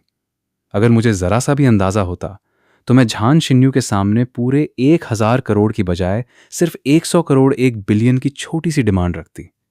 फिर देखना, वो लड़की अपने खानदान की जमीन जायदाद बेचकर भी अब तक वो पैसे हमारे पैरों में लाकर पटक देती। ये सुनते ही हमारे दादाजी ने पागलों की तरह अपना सिर ना में हिलाना शुरू कर दिया। वो अपनी लाठी जमीन पर पटकते हुए कड़क आवाज में बोले, नहीं नहीं बहू, बिल्कुल नहीं। 100 करोड़ की ये मामूली रकम तो बहुत कम है। इस नालायक फैंगलिंग को इतने सालों से पालने पोसने में, इसकी महंगी गाड़ियों में और इसकी आवारागर्दी पर मैंने जो अंधा पैसा पानी की तरह बहाया है, साला 100 करोड़ में तो वो लागत भी वसूल नहीं होगी।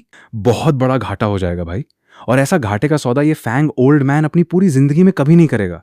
जांग तांग ने तो भाई साहब इस बात पर ऐसे संस्कारी बहू की तरह अपना सिर हिलाया मानो दादाजी ने दुनिया का सबसे बड़ा सच बोल दिया हो।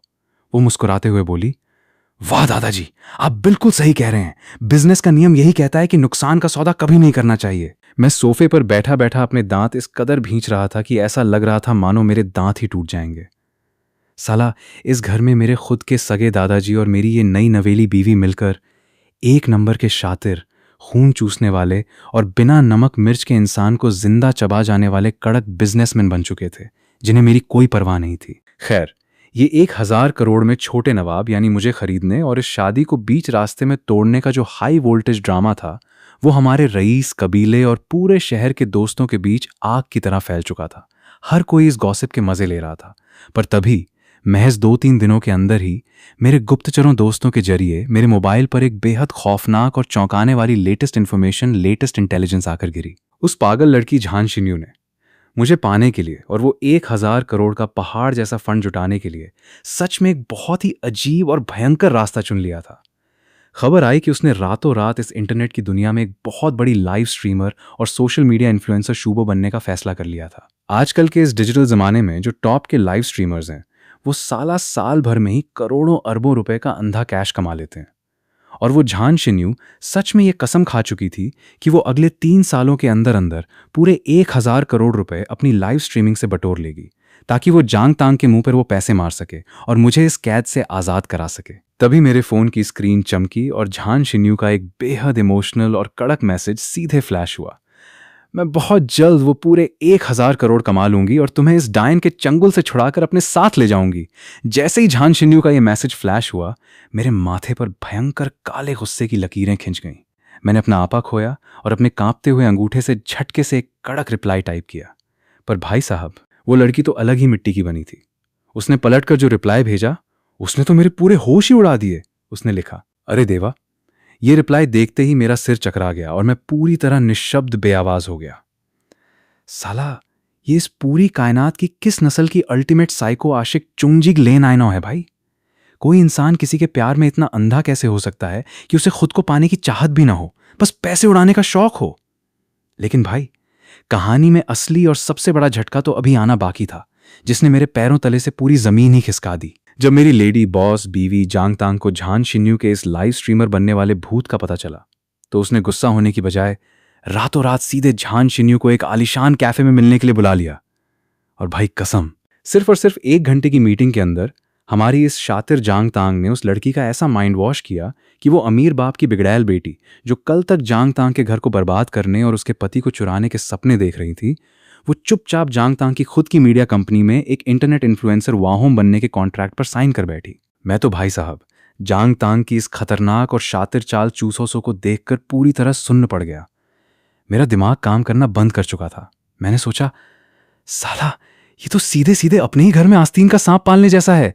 ये औरत खुद उस लड़की को अपनी कंपनी में काम दे रही है, खुद उसे कड़क ट्रेनिंग दे रही है ताकि वो लड़की खूब पैसा कमाए और वो पैसा लाकर खुद जांग तांग को सौंपे ताकि वो उसके खुद के पति यानी मुझे खरीद सके। ये कौन सा बिजनेस मॉडल है भाई? मैं इसी कश्मकश में डूबा हुआ क्लब में अपने उन आवारा और मुफ्तखोर दोस्तों के साथ बैठा था, पर मेरे वो जो कमीने और शातिर दोस्त घोतो जुंशी थे, उनके चेहरों पर इस वक्त ऐसी मुस्कान थी मानो वो इस पूरी जंग के असली गुरुओं और सब कुछ समझ चुके हों। बाई लांगियो ने हाथ में शराब का ग्लास लहराया, अपनी आंखें छोटी की और मेरे कंधे पर हाथ रखकर बड़ी ही रहस्यमयी आवाज में बोला, ओहो हमारे भोले भाले 1000 करोड़ के महंगे नवाब साहब, क्या तुम अभी तक जांग भाभी का ये असली और खूंखार गेम प्लान नहीं समझ पाए? अरे भाई जांग तांग भाभी ने तो एक तीर से सीधे 2 भयंकर शिकार किए हैं। पहली बात तो ये कि उन्होंने झान शिन्यू को अपनी ही कंपनी में नौकरी पर रख लिया, जिसका मतलब है कि अब वो 24 घंटे भाभी की नजरों के सामने रहेगी। अब भाभी के रहते उस बेचारी लड़की के पास तुम्हें दोबारा बहकाने या तुम्हारे करीब आने का 1% भी मौका नहीं बचेगा। और दूसरी बात, वो पागल लड़की दिन रात जो भी मेहनत करेगी उसका सबसे बड़ा प्रॉफिट कमीशन सीधे भाभी की तिजोरी में जाएगा। यानी भाभी तुम्हारी ही दीवानी से पैसा कमाकर अपनी कंपनी बड़ी कर रही हैं। ये सुनना था कि मुझे एकदम से हौसला हुआ और मेरा दिमाग पूरी तरह से झन्ना गया। ओ भाई साहब, कसम से मेरी वो लेडी बॉस बीवी जांग तांग तो इस बिजनेस और कूटनीति की दुनिया की सबसे बड़ी और खूंखार खिलाड़ी निकली। कहां वो भोली भाली दिमाग से पैदल झान शिन्यू, और कहां इस कॉर्पोरेट जगत में बड़े बड़े धुरंधरों को धूल चटाने वाली ये शातिर लोमड़ी जांग तांग। उन दोनों का आपस में कोई मुकाबला ही नहीं था। मैंने सोफे पर थोड़ा पीछे होकर अपना सीना चौड़ा किया और अपनी कॉलर ऊपर करते हुए मन ही मन सोचा, वैसे अगर ठंडे दिमाग से देखा जाए तो इस पूरे सी सिटी के रईस कबीलों और आलीशान खानदानों में जो परिवार हमारे फैंग खानदान से ज्यादा अमीर हैं, वहां मेरे जैसा जवान और कड़क लड़का नहीं है। और जो मेरे जितने जवान हैं वो साले हैंडसम और गुड लुकिंग होने के मामले में मेरे पैरों की धूल के बराबर भी नहीं है। यानी मेरे जैसा all in one perfect package पूरी कायनात में दूसरा है ही नहीं। तो भला जांग तांग इतनी बेवकूफ थोड़ी है जो मुझसे डाइवोर्स तलाक लेकर मुझे छोड़ देगी। उसने मुझसे शादी आखिर किस लिए की है?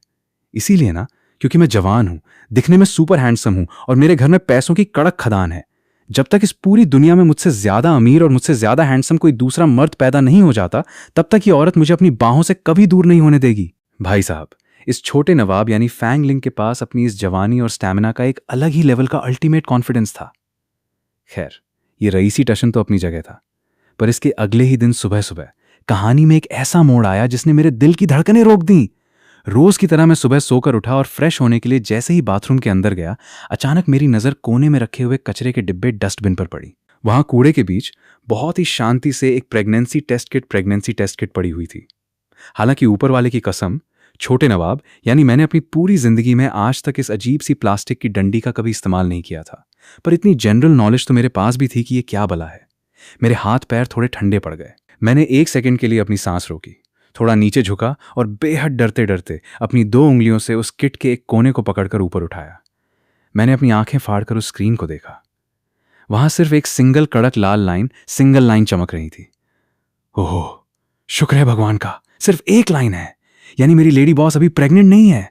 मैंने एक बहुत लंबी और राहत की सांस ली, पर तभी मेरे शातिर दिमाग में एक बहुत ही खौफनाक और तीखा सवाल कौंधा। एक लाइन है यानी अभी प्रेग्नेंट नहीं है। यह देखकर मैंने राहत की सांस तो ली, पर मेरे दिल के अंदर अचानक एक अजीब सी खलबली मच गई। सच कहूं तो जांग तांग के प्रेग्नेंट होने की बात पर मैंने अभी तक दूर दूर तक कुछ नहीं सोचा था। अरे भाई, मैं खुद अभी उम्र और हरकतों से एक छोटा सा बच्चा हूं। मैं अपने दिमाग में ये सोच भी नहीं पा रहा था कि कोई छोटा सा पिंटू मेरी उंगली पकड़ेगा और अपनी तोतली आवाज में मुझे पापा पापा कहकर बुलाएगा। लेकिन भाई, सबसे बड़ा सस्पेंस तो ये था कि हमारी शादी को हुए अभी 1 महीना भी पूरा नहीं हुआ था, फिर ये लेडी बॉस इतनी जल्दी गुपचुप तरीके से ये प्रेगनेंसी टेस्ट क्यों कर रही थी? क्या वो सच में मेरे बच्चे की मां बनने के लिए इतनी ज्यादा बेताब थी? खैर, नहा धोकर मैं सीधे बेड पर आया और चादर तानकर लेट गया, पर मेरे पेट में वो बात पच नहीं रही थी। कौतूहल के मारे मेरा दम निकला जा रहा था। आखिरकार मुझसे रहा नहीं गया। मैंने झटके से करवट बदली और अपनी बगल में बैठी जांग तांग की तरफ देखते हुए सीधे पूछ लिया, सुनो, क्या तुम सच में बहुत जल्द मां बनना चाहती हो? क्या तुम्हें बच्चा पैदा करने की बहुत ज्यादा जल्दी है? जांग तांग ने 1 सेकंड की भी देरी नहीं की। उसने बहुत ही ईमानदारी और कड़क अंदाज में अपना सिर हाँ में हिला दिया। मैं पूरी तरह उलझ गया। मैंने अपनी भौहें सिकोड़ी और पूछा, पर क्यों? तुम जैसी कॉर्पोरेट वर्ल्ड की लेडी बॉस और इतनी बड़ी बिजनेस वुमन को तो ये लगना चाहिए ना कि ये बच्चा पैदा करना और घर गृहस्थी संभालना सिर्फ एक सिरदर्द और पैरों की बेड़ी है। फिर तुम्हारी सोच ऐसी क्यों है? जांग तांग ने अपनी फाइल से नजरें हटाईं, मेरी तरफ अपना चेहरा घुमाया और उसके होठों पर वही बेहद खूबसूरत और शरारती मुस्कान आ गई। उसने अपनी आंखों को थोड़ा मटकाते हुए बड़े ही नखरेबाज और मजाकिया लहजे में कहा, क्यों नवाब साहब, एक बच्चा पैदा करके मैं तुम्हें अपने पल्लू से बांध कर रखना चाहती हूं। तुम्हारी इस रईसी और जवानी को हमेशा के लिए अपने पास सिक्योर करना चाहती हूं। क्या यह वजह काफी नहीं है? मैं तो भाई साहब ये सुनते ही एकदम सन्न रह गया। मेरे कान और गाल शर्म के मारे 1 सेकंड में लाल टमाटर हो गए।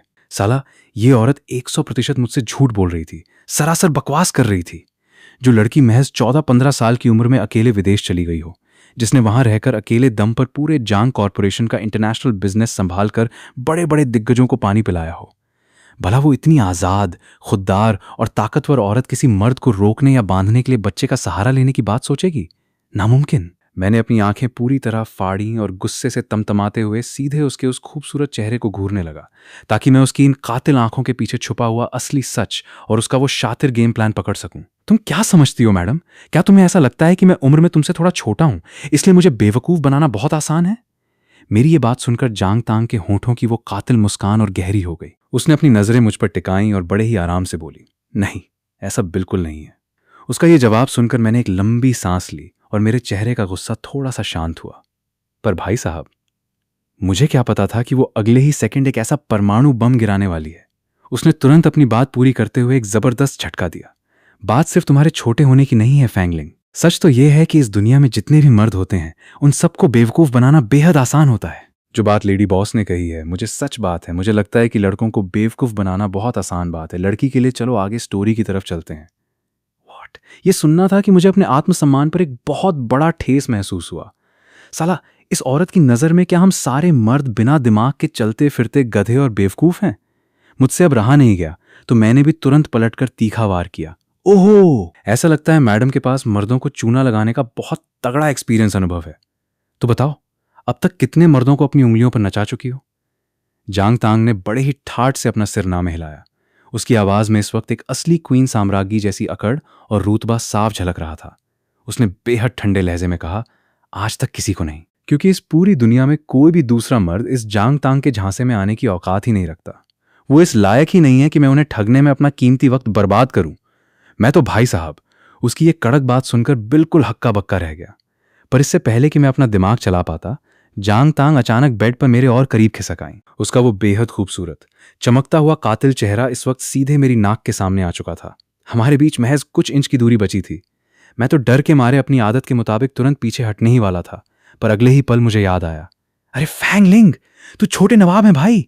अगर आज इस औरत के सामने पीछे हट गया तो तेरी मर्दानगी और साख का सरेआम दीवाला निकल जाएगा। मैंने जबरदस्ती हिम्मत जुटाई, अपने पैर जमाए और सीधे पत्थर की तरह वहीं डटा रहा।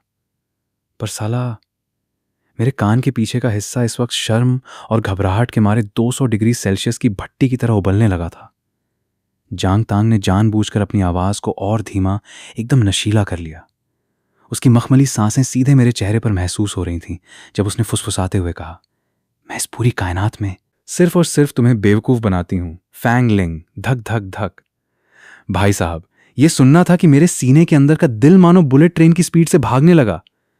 घबराहट और एक्साइटमेंट के मारे मेरे दोनों हाथों ने चादर को पूरी ताकत से भींच लिया।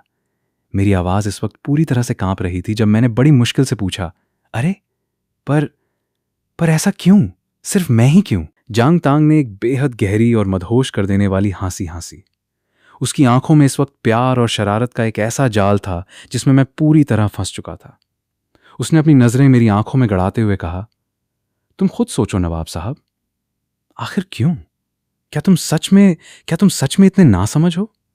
इससे पहले कि मेरा वो छोटा सा दिमाग कुछ सोच पाता या मैं उसके इस सवाल का कोई जवाब ढूंढ पाता, उसने बिना 1 सेकंड का मौका दिए खुद आगे बढ़कर अपने वो मखमली गरम होंठ सीधे मेरे होंठों पर रख दिए। भाई साहब, मेरे दिमाग के सारे फ्यूज एक झटके में उड़ गए और पूरी दुनिया वहीं थम गई। पर दूसरी तरफ हमारी इस लेडी बॉस जांग तांग की कंपनी में जो आफत की पुड़िया यानी झान शिन्यू भरती हुई थी, वहां तो एक अलग ही बवंडर आ चुका था। जांग तांग के कड़क बिजनेस, माइंड और ट्रेनिंग के दम पर झान शिन्यू ने इंटरनेट पर सिर्फ एक साधारण सा ट्रांसफॉर्मर मेकओवर बेंचवांग कपड़ों और लुक बदलने वाला वीडियो डाला और भाई कसम, वो वीडियो रातों रात सोशल मीडिया पर ऐसा तूफान बनकर फटा कि महज कुछ ही घंटों में उस लड़की के अकाउंट पर लाखों की तादाद में फॉलोअर्स फुंसे की बाढ़ आ गई। वो इंटरनेट की नई सनसनी बन चुकी थी। पर भाई, ये दिमाग से पैदल लड़की जैसे ही इंटरनेट पर हिट हुई, उसने अपनी कामयाबी का जश्न मनाने की बजाय जो पहला काम किया वो ये कि वो तुरंत भागती हुई सीधे जांगतांग की कैबिन में जा पहुंची। झान शिन्यू ने अपनी आंखें बड़ी बड़ी की और बड़ी ही मासूमियत से जांगतांग का हाथ पकड़कर मिन्नतें करते हुए बोली, जांगतांग दीदी, आज रात की पार्टी मेरी तरफ से है। मैं तुम्हें एक बहुत ही आलीशान होटल में डिनर पर ले जाना चाहती हूं, पर प्लीज तुम आते वक्त फैंग लिंग को भी अपने साथ जरूर लेकर आना ना। हमारी लेडी बॉस जांगतांग ने जब इस अजीबो गरीब और अजूबा लड़की खिपा की ये बात सुनी तो उसका पूरा चेहरा चिढ़ और अचरज के मारे सुन्न पड़ गया। वो अपना सिर पकड़कर मन ही मन सोचने लगी, साला ये दुनिया के किस कोने का बिजनेस रूल है भाई। जांगतांग ने अपनी फाइल टेबल पर पटकी और बेहद ठंडे लहजे में कहा, झान शिन्यू, जरा होश में आकर अपनी इस बात को दोबारा सुनो। तुम डिनर पर मुझे इनवाइट कर रही हो, पर शर्त यह रख रही हो कि मैं अपने सगे पति को तुम्हारे सामने लाकर खड़ा करूं। इसका सीधा साधा मतलब तो यही हुआ ना कि मैं अपने ही हाथों से तुम्हें और मेरे पति को एक दूसरे के करीब आने का मौका, अपॉर्चुनिटी सौंप दूं। तुम इस बिजनेस की लेडी बॉस से ये उम्मीद कैसे कर सकती हो कि मैं खुद अपने पैरों पर कुल्हाड़ी मारूं और अपने ही सिर पर हरी घास उगने का इंतजाम करूं। ये सुनते ही झान शिन्यू का चेहरा एकदम उतर गया। उसे अपनी गलती का एहसास तो हुआ, पर वो अपनी आदत से मजबूर थी। उसने शर्म और झेंप के मारे अपने निचले होंठ को अपने दांतों से दबाया और उसकी आंखों में बड़ी ही मासूमियत भरी बेबसी आ गई। दरअसल वो अंदर ही अंदर बहुत दुखी थी। शादी से पहले तक तो वो इस रईस कबीले की पार्टियों में फैंग लिंग के साथ जब चाहे बैठ सकती थी, घूम सकती थी, पर जब से फैंग लिंग की शादी इस कड़क जांगतांग से हुई थी, तब से फैंग लिंग ने उसे पूरी तरह ब्लॉक जैसा कर दिया था। अब तो वो छोटे नवाब उसके मैसेजेस का रिप्लाई देना तो दूर, उसका फोन उठाना तक बंद कर चुका था। वो बेचारी इस कदर बेबस हो चुकी थी कि उसे छोटे नवाब की एक झलक पाने के लिए मजबूरन ये अजीबोगरीब पैंतरा उल्टा सीधा रास्ता अपनाना पड़ा था। जांगतांग ने जब उस लड़की के चेहरे पर वो भयंकर तड़प और बेबसी देखी तो उसने अपनी भौहें थोड़ी ऊपर उठाई, टेबल पे पेन घुमाया और बड़े ही रिलैक्स अंदाज में पूछा, तो बताओ किस होटल में खिला रही हो खाना। यह सुनना था कि झान शिन्यू की आंखें फटी की फटी रह गईं। उसे अपनी ही कानों पर यकीन नहीं हो रहा था, मानो उसने दुनिया का 8वां अजूबा देख लिया हो। वो लड़खड़ाती हुई आवाज में बोली, दीदी, तुम सच में मान गई? तुम सच में फैंग लिंग को अपने साथ लेकर आओगी ना? जांगतांग ने उसके इस उड़े हुए चेहरे को देखा और मजे लेते हुए मुस्कुराकर बोली, क्यों? अगर तुम्हें मुझे खाना नहीं खिलाना है और अपनी बात से मुकर रही हो तो मैं इस ऑफर को यहीं पर रिजेक्ट भी कर सकती हूं। नहीं नहीं नहीं, बिल्कुल नहीं, मैं तो दिल से चाहती हूं कि आप दोनों आएं। झान शिन्यू ने पागलों की तरह अपना सिर नामे हिलाया, मानो उसे डर हो कि कहीं जांगतांग अपना इरादा न बदल ले। उसने बिना एक सेकंड की देरी किए फटाफट शहर के सबसे आलीशान 5 स्टार होटल का नाम और टाइमिंग जांगतांग के सामने बकी और खुशी के मारे एक पैर पे नाचती हुई केबिन से 9-2-11 हो गई। जांगतांग उस लड़की को इस तरह पागलों की तरह भागते हुए देखती रही और मुस्कुराते हुए अपना सिर हिलाने लगी। उसने मन ही मन सोचा, कसम से ये लड़की कितनी अजीब और मजेदार है। इस पूरे शहर में फैंग लिंग जैसा आवारा लड़का भला इस इतनी प्यारी और अमीर लड़की को कैसे रिजेक्ट कर सकता है? आखिर उस छोटे नवाब को किस टाइप की लड़कियां पसंद हैं? ये सोचते ही जांगतांग ने अपना आलीशान फोन उठाया, हमारा वो चैट बॉक्स चैट हिस्ट्री खोला जो आमतौर पर बिल्कुल खाली पड़ा रहता था और बड़े ही कड़क और सीधे अंदाज में एक छोटा सा मैसेज टाइप करके सेंड कर दिया। जब मेरे मोबाइल की स्क्रीन पर यह मैसेज चमका, उस वक्त मैं ऑफिस की अपनी चेयर पर बैठा हुआ था। मैसेज पढ़ते ही मेरा पूरा सिस्टम 1 सेकंड के लिए हैंग हो गया। भाई साहब, ये मेरी लाइफ का सबसे बड़ा ऐतिहासिक दिन था, क्योंकि हमारी ये लेडी बॉस बीवी जांगतांग अपनी पूरी जिंदगी में पहली बार खुद आगे बढ़कर मुझे डेट डिनर पर ले जाने के लिए इनवाइट कर रही थी। अभी ऑफिस की छुट्टी होने में काफी टाइम बाकी था, पर मेरे पेट में खलबली मच चुकी थी। मैंने तुरंत काम का बहाना बनाया, अपनी सीट से उठा और भागता हुआ सीधे वॉशरूम के अंदर घुस गया। मैंने शीशे के सामने खड़े होकर पागलों की तरह अपने बालों को सेट किया, कपड़ों की क्रीज ठीक की और अपनी नवाबियत को पूरी तरह चमकाया। शाम के 6 बजने में अभी काफी वक्त था, पर मैं किसी अमजनू की तरह बहुत पहले ही ऑफिस की बिल्डिंग के मेन गेट पर आकर खड़ा हो गया और अपनी नजरें सड़क पर गड़ा दी, मानो कोई आशिक अपनी महबूबा का बरसों से इंतजार कर रहा हो। जैसे ही घड़ी में ठीक 6 बजे ऑफिस की छुट्टी हुई और कंपनी के सारे कर्मचारी धीरे धीरे बाहर निकलने लगे, तभी हमारी कंपनी की एक बहुत ही मशहूर और खूबसूरत फीमेल कलीग लड़की की नजर गेट पर खड़े मुझ पर पड़ी। मुझे इस तरह सज धज कर कड़क अंदाज में खड़ा देखकर उसके दिमाग में गलतफहमी का एक बहुत बड़ा लड्डू फूटा।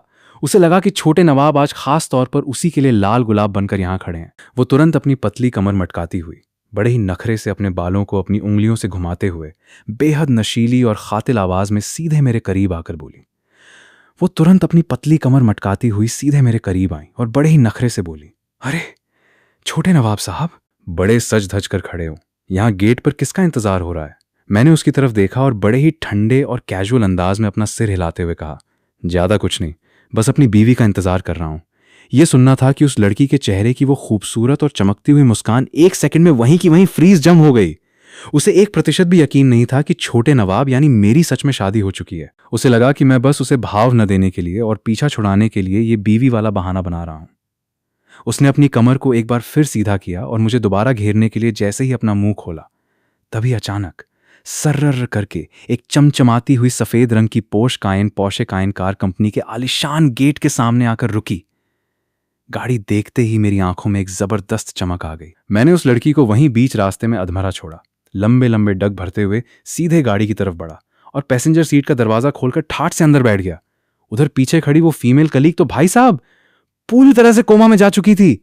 गाड़ी के साफ शीशे के पार से उसने साफ साफ देख लिया था कि ड्राइविंग सीट पर कोई और नहीं बल्कि खुद हमारी लेडी बॉस जांग तांग बैठी हुई थी। जांग तांग का वो रौबदार, कड़क और हुस्न से भरा चेहरा और उनकी रग रग से झलकने वाला वो असली रईस खानदान हाउमन छेंकिंग का एटीट्यूड, इसे देखकर कोई अंधा भी बता सकता था कि ये कोई मामूली औरत नहीं है। उस लड़की के अरमानों पर जैसे किसी ने बर्फीला पानी डाल दिया हो। उसका पूरा शिकार करने का प्लान वहीं ढेर हो गया, पर साथ ही साथ वो अंदर ही अंदर इतनी ज्यादा एक्साइटेड उत्तेजित हो रही थी मानो उसे इस सदी का सबसे बड़ा सीक्रेट पता चल गया हो। पूरे कॉर्पोरेट ऑफिस में जांग तांग और मेरे दादाजी के बाद वो पहली ऐसी इंसान थी जिसे आज ये कड़वा सच पता चला था कि छोटे नवाब यानी फैंग लिंग सच में शादीशुदा हैं और वो भी सीधे हमारी लेडी बॉस के गुलाम बन चुके हैं। खैर, मैं तो दरवाजा बंद करके सीधे फ्रंट सीट पर बैठ गया। ये मेरी लाइफ में पहली बार था जब मैं जांग तांग की खुद की पर्सनल गाड़ी में बैठा था। मैंने अपनी नजरें घुमाकर गाड़ी के अंदर का माहौल देखा। भाई कसम, गाड़ी अंदर से इतनी ज्यादा नीट एंड क्लीन और कड़क थी कि वहां कोई एक छोटा सा खिलौना या फालतू का मखमली तकिया, सॉफ्ट टॉय तक दिखाई नहीं दे रहा था। गाड़ी अंदर से इतनी ज्यादा नीट एंड क्लीन और कड़क थी कि वहां कोई एक छोटा सा खिलौना या फालतू का मखमली तकिया, सॉफ्ट टॉय तक दिखाई नहीं दे रहा था। पूरी गाड़ी का इंटीरियर बिल्कुल वैसा ही था जैसा कंपनी से डिलीवर होते वक्त फैक्ट्री सेटिंग्स मिलता है, एकदम लेडी बॉस टाइप। जांग तांग ने मेरी तरफ मुड़कर एक शब्द भी नहीं कहा। वो बस पूरी शिद्दत से स्टीयरिंग व्हील थामे गाड़ी चलाने में बिजी रही। गाड़ी के अंदर का सन्नाटा इतना भारी था कि मुझे अपनी खुद की सांसें सुनाई दे रही थीं। आखिरकार इस जानलेवा सन्नाटे को तोड़ने के लिए मैंने थोड़ा अपना गला खंखारते हुए पूछा, अरे सुनो ना, हम लोग डिनर करने आखिर जा कहाँ रहे हैं? जांग तांग ने अपनी नजरें सड़क से बिल्कुल नहीं हटाई और अपने उन मखमली होठों से बस 3 शब्द बके, पिनवेई झाई रेस्टोरेंट। ये सुनते ही मेरे दिमाग की बत्ती जल गई। पिनवेई झाई, फिनमे जाए। भाई साहब, ये तो शहर का वो आलीशान और मशहूर रेस्टोरेंट है जहां का खाना छोटे नवाब यानी मुझे सबसे ज्यादा पसंद है और मैं अक्सर वहां अपनी महफिल जमाता हूं। ये ख्याल आते ही मेरे दिल में लड्डू फूटने लगे। ओहो, तो इसका मतलब हमारी इस लेडी बॉस ने गुपचुप तरीके से मेरे टेस्ट और मेरी पसंद के बारे में पूरी छानबीन कर रखी है। मैंने अपने दांतों से अपने निचले होंठ को भींचा ताकि मेरी वो पागलों की तरह ऊपर भागती हुई मुस्कान स्माइल जांग तांग को न दिख जाए। मैं मन ही मन भयंकर खुश हो रहा था। लगभग 40 मिनट तक गाड़ी ट्रैफिक को चीरती हुई आगे बढ़ी और आखिरकार हम पिनवेई झाई रेस्टोरेंट के वीआईपी एंट्रेंस पर पहुंच गए। गाड़ी से उतरते वक्त मुझसे एक बार फिर रहा नहीं गया, तो मैंने बड़े ही सस्पेंस वाले लहजे में पूछा, वैसे वहां हमारे अलावा कोई और भी आ रहा है क्या? अरे भाई, ये मेरी और जांग तांग की लाइफ की पहली ऑफिशियल डिनर डेट थी। मैं दिल से दुआ कर रहा था कि कोई भी कबाब में हड्डी बनने वाला बिन बुलाया मेहमान हमारी इस शाम को खराब करने ना आए।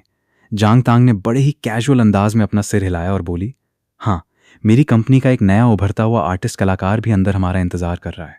धड़ाम, ये सुनते ही मेरे दिल की धड़कन 1 सेकंड के लिए रुक गई। भाई साहब, मेरे दिमाग में तुरंत एक बहुत ही कड़क और रोमांटिक थॉट आया। ये लेडी बॉस आज मुझे अपनी कंपनी के ऑफिशियल आर्टिस्ट से मिलाने लाई है।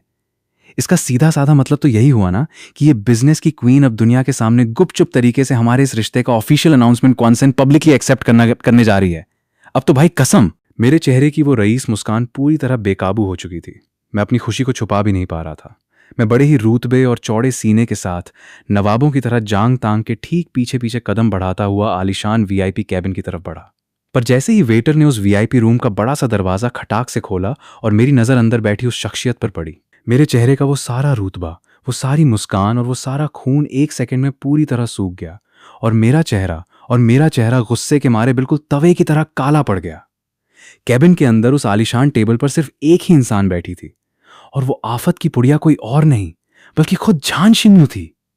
झान शिन्यू ने जैसे ही दरवाजे पर मुझे खड़ा देखा, उसकी आंखों में मानो 1000 वॉट का बल्ब जल उठा। वो किसी ऐसी छोटी पप्पी कुतिया की तरह अपनी जगह से उछल पड़ी जिसे उसकी मनपसंद हड्डी मिल गई हो। वो खुशी के मारे चीखी, फैंगलिंग, तुम आ गए! मुझे पता था तुम जरूर आओगे। मैंने बिल्कुल किसी रोबोट की तरह अपनी कड़क और जमी हुई गर्दन को घुमाया और जांग तांग की तरफ जलती हुई नजरों से देखते हुए दांत भींच कर पूछा, जांग तांग, तो यही है तुम्हारी कंपनी की वो खास आर्टिस्ट जिसके बारे में तुम गाड़ी में बड़ी बड़ी बातें कर रही थी? जांग तांग ने अपनी वही बेहद शांत और रिलैक्स लेडी बॉस वाली टोन में अपना सिर हिलाया और बोली, हाँ, क्यों? क्या तुम्हें नहीं पता कि झान शिन्यू ने कल रात ही मेरी कंपनी के साथ ऑफिशियल कॉन्ट्रैक्ट साइन किया है? और वैसे भी आज रात की ये कड़क पार्टी इसी की तरफ से है। हम दोनों तो बस यहां मेहमान बनकर आए हैं। धत्त तेरी की। भाई साहब, मेरे दिल के अंदर तो इस वक्त गालियों का बवंडर चल रहा था। मुझे अच्छे से पता था कि ये पागल लड़की मेरे पीछे हाथ धोकर पड़ी है, पर मुझे ये दूर दूर तक अंदाजा नहीं था कि मेरी खुद की सगी बीवी। इस बात को जानते हुए भी एक ऐसी लड़की को हमारे बीच कबाब में हड्डी मखमली कबाब बनाकर ले आएगी जो सरेआम मेरे कैरेक्टर पर डाका डालना चाहती है। और साला सबसे बड़ा दुख तो इस बात का था कि ये रेस्टोरेंट भी मेरी पसंद का इस जांग तांग ने नहीं बल्कि उस झान शिन्यू ने बुक किया था। मेरी वो सारी खुशफहमी और वो रोमांटिक डेट का सपना 1 सेकंड में चकनाचूर हो चुका था। मेरा पारा 7वें आसमान को पार कर गया। मैंने गुस्से में अपना मुंह फुलाया, बिना कोई शब्द बोले धड़ाम से सोफे पर जाकर बैठ गया और जेब से अपना आईफोन निकालकर पागलों की तरह स्क्रीन स्क्रॉल करने लगा। मैंने कसम खा ली थी कि आज मैं इन दोनों औरतों में से किसी से एक लफ्ज भी बात नहीं करूंगा, पर वो झान शिन्यू तो साला दिमाग से पूरी तरह पैदल थी। उसे मेरी इस कातिलाना खामोशी और गुस्से का जरा सा भी एहसास नहीं हुआ। वो अपनी बड़ी बड़ी आंखें मटकाती हुई बड़ी ही मिन्नत और चापलूसी वाले अंदाज में सीधे मेरे करीब आई और टेबल से मखमली मेन्यू कार्ड उठाकर मेरे सामने फैलाते हुए बोली, फैंगलिंग, गुस्सा थूको ना प्लीज। देखो, मैंने इस रेस्टोरेंट के वो सारे कड़क और लजीज आइटम्स पहले ही ऑर्डर कर दिए हैं जो तुम्हें सबसे ज्यादा पसंद है। तुम फिर भी एक बार इस मेन्यू को देख लो। अगर तुम्हें अपनी तरफ से कुछ और भी एक्स्ट्रा ऐड कराना है तो प्लीज शर्माना मत। आज पूरा बिल तुम्हारा ये दोस्त भरेगी। मैंने अपनी तिरछी नजरों से उस मेन्यू कार्ड की तरफ देखा, अपनी आंखों में भयंकर नफरत और गुस्सा भरा और बिना किसी रहम के सीधे उसके मुंह पर बर्फ जैसी ठंडी आवाज में एक बेहद तीखा और कातिल शब्द दे मारा, तुम खुद ही ऑर्डर कर लो। ये जितने भी बकवास आइटम्स तुमने मंगाए हैं ना, इनमें से एक भी मेरी पसंद का नहीं है। मुझे इनसे नफरत है। मेरी ये कड़क लाइन सुनते ही झान शिन्यू के चेहरे की बची खुची मुस्कान भी हवा में उड़ गई। साला, वो मुझे इतने सालों से पागलों की तरह चाहती थी, मेरी पल पल की खबर रखती थी, तो जाहिर सी बात है कि उसे मेरी पसंद नापसंद का मुझसे भी ज्यादा पता था। उसे 1 सेकंड में समझ आ गया कि छोटे नवाब यानी मैं आज सरेआम उसकी इज्जत का कचरा करने इंसल्ट पर तुला हुआ हूं। उसकी आंखों का कोना तुरंत लाल हो गया और वो किसी मार खाए हुए बेबस बच्चे की तरह रोनी सूरत बनाकर बैठ गई। मैंने बिना कोई रहम दिखाए झटके से वो मेन्यू कार्ड उठाया और सीधे अपनी बीवी जांग तांग के सामने सरकाते हुए हुक्म दिया, तुम ऑर्डर करो। जांग तांग ने अपनी नशीली आंखें उठाईं, मेरी तरफ देखा और बड़ी ही मासूमियत से अपनी मखमली आवाज में बोली, पर फैंगलिंग, मुझे सच में नहीं पता कि तुम्हें खाने में क्या पसंद है और क्या नहीं। मैंने जानबूझकर झान शिन्यू को जलाने के लिए अपनी आवाज को थोड़ा लाडला और कड़क बनाया और पलटकर कहा, उसकी तुम फालतू टेंशन मत लो मैडम। तुम इस पूरे मेन्यू में से जो भी कचरा ऑर्डर कर दोगी, तुम्हारा ये पति उसे बिल्कुल चुपचाप अमृत समझकर खा लेगा। बस तुम ऑर्डर करो। जांग तांग ने मेरी तरफ एक बेहद गहरी और शातिर नजर डाली, मानो वो मेरा पूरा गेम समझ चुकी हो। उसने बिना कोई नखरा किए फटाफट वेटर को बुलाकर 4-5 कड़क डिशेस के नाम बोल दिए। अब भाई, जब तक किचन से खाना टेबल पे आता, उस वीआईपी कैबिन के अंदर का सन्नाटा किसी कब्रिस्तान से भी ज्यादा खौफनाक और डरावना हो चुका था। झान शिन्यू आज बेचारी पार्लर जाकर सज धज कर अपनी सबसे खूबसूरत ड्रेस पहनकर सिर्फ मुझे इंप्रेस करने आई थी, पर यहां तो आते ही मैंने उसके अरमानों पर सीधे बुलडोजर चला दिया था। कोई दूसरी लड़की होती तो अब तक सुसाइड करने की बात सोच लेती, पर भाई कसम, ये लड़की भी किसी अलग ही नस्ल की ढीठ आशिक थी। उसने जबरदस्ती अपने बहते आंसुओं को अंदर गटका और इतनी बेइज्जती के बाद भी बेहद लाचार होकर मेरी चापलूसी करते हुए बोली, फैंगलिंग, प्लीज गुस्सा मत हो। अगर तुम्हें यह सब पसंद नहीं है तो कोई बात नहीं, आगे से मैं तुम्हारी मर्जी के बिना कुछ भी ऑर्डर नहीं करूंगी, पक्का। बगल में बैठी हमारी लेडी बॉस जांग तांग जब से इस लड़की का यह तमाशा देख रही थी, उसकी भौहें पूरी तरह सिकुड़ चुकी थीं। उसने मन ही मन भयंकर नफरत के साथ सोचा, धत्त तेरी की, इस लड़की का ये साइको आशिक वाला भूत ले आए ना तो सच में लाइलाज है। एक मर्द के लिए ही अपनी पूरी सेल्फ रिस्पेक्ट और इज्जत दांव पर लगा चुकी है। अगर इसकी जगह मैं होती ना तो अब तक इस फैंगलिंग का सिर इसी टेबल पर दे मारती और लात मारकर यहां से चली जाती। पर मैं तो अपनी रईसी अकड़ में था। मैंने उसकी तरफ मुड़कर देखना भी ग्वारा नहीं किया और सीधे स्टैच्यू बनकर फोन चलाता रहा। खैर, महज 15 मिनट में वेटर एक एक करके आलीशान प्लेट सजाने लगा और देखते ही देखते टेबल पर पूरे 15-20 कड़क पकवान सज कर तैयार हो गए। खुशबू इतनी लाजवाब थी कि मुंह में पानी आ जाए। पर भाई, छोटे नवाब का एटीट्यूड भी तो कोई सस्ती चीज नहीं है। मैंने पूरे डिनर के दौरान कसम खा ली, टेबल पर रखी उन तमाम डिशेस में से मैंने उस झान शिन्यू के मंगाए हुए एक भी दाने को हाथ तक नहीं लगाया। मेरा पूरा ध्यान और मेरी उंगलियां सिर्फ और सिर्फ उन 3-4 प्लेट्स पे चल रही थीं जो मेरी बीवी यानी जांग तांग ने खास तौर पर मेरे लिए ऑर्डर की थीं। उन 3-4 प्लेट्स पे चल रही थीं जो मेरी बीवी यानी जांग तांग ने खास तौर पर मेरे लिए ऑर्डर की थीं। दूसरी तरफ झान शिन्यू की मंगाई हुई उन आलीशान डिशेस की तरफ तो मैंने अपनी कड़क चम्मच का एक कोना तक नहीं अड़ाया। ये देखकर झान शिन्यू का रहा सहा सब्र भी पूरी तरह टूट गया। उसकी आंखों का कोना एक बार फिर भयंकर लाल हो गया और वो अपने बहते हुए आंसुओं को रोकने की नाकाम कोशिश करने लगी। तभी अचानक सोफे पर बैठी जांग तांग ने बड़े ही शांत अंदाज में अपना टिश्यू पेपर टेबल पर रखा, मेरी तरफ देखा और बेहद कड़क आवाज में बोली, फैंगलिंग, तुम्हारा डिनर हो गया ना? तो तुम एक काम करो, गाड़ी की चाबी लो और चुपचाप पहले घर वापस चले जाओ। व्हाट? ये सुनते ही मैंने अपनी आंखें फाड़ ली। मैंने पहले पूरी नफरत और शक के साथ झान शिन्यू को घूरा और फिर गुस्से से तमतमाते हुए जांग तांग की तरफ देखा। साला, इन दोनों औरतों के दिमाग में क्या खिचड़ी पक रही है भाई? ये दोनों पीठ पीछे छोटे नवाब यानी मेरे खिलाफ कौन सा नया चक्रव्यूह रच रही हैं? मैंने गुस्से में एक भयंकर कड़क हुंकार भरी हूं। मुझे वैसे भी यहां एक सेकंड नहीं रुकना था। मैंने झटके से टेबल से चाबी उठाई, अपनी कॉलर सीधी की और पैर पटकता हुआ वीआईपी रूम से बाहर निकल गया। मेरे जाने के ठीक बाद जांग तांग और झान शिन्यू उस रेस्टोरेंट से निकली और पास के ही एक बेहद आलीशान शांत कैफे में जाकर बैठ गईं। अभी वो दोनों सोफे पर ठीक से बैठी भी नहीं थीं कि झान शिन्यू का बांध पूरी तरह टूट गया और वो पागलों की तरह फूट फूट कर रोने लगी। वो रोते रोते सिसकियां भर रही थीं और सीधे जांग तांग पर उंगली उठाकर किसी मुलजिम की तरह सुलगते हुए सवाल दागने लगी। जांग तांग, सच सच बताओ, तुमने ही फैंगलिंग के कान भरे हैं ना? तुमने ही उससे पीठ पीछे मेरे खिलाफ कोई गंदी बात कही है, तभी वो आज मेरे साथ इतनी बदतमीजी और बेरुखी से पेश आ रहा था।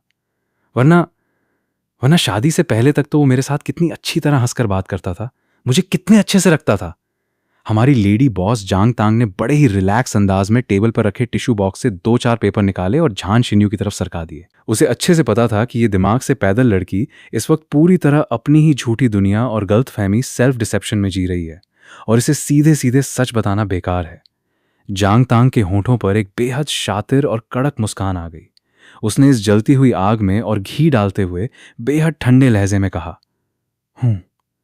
झान शिन्यू, कसम से तुम कितनी समझदार हो।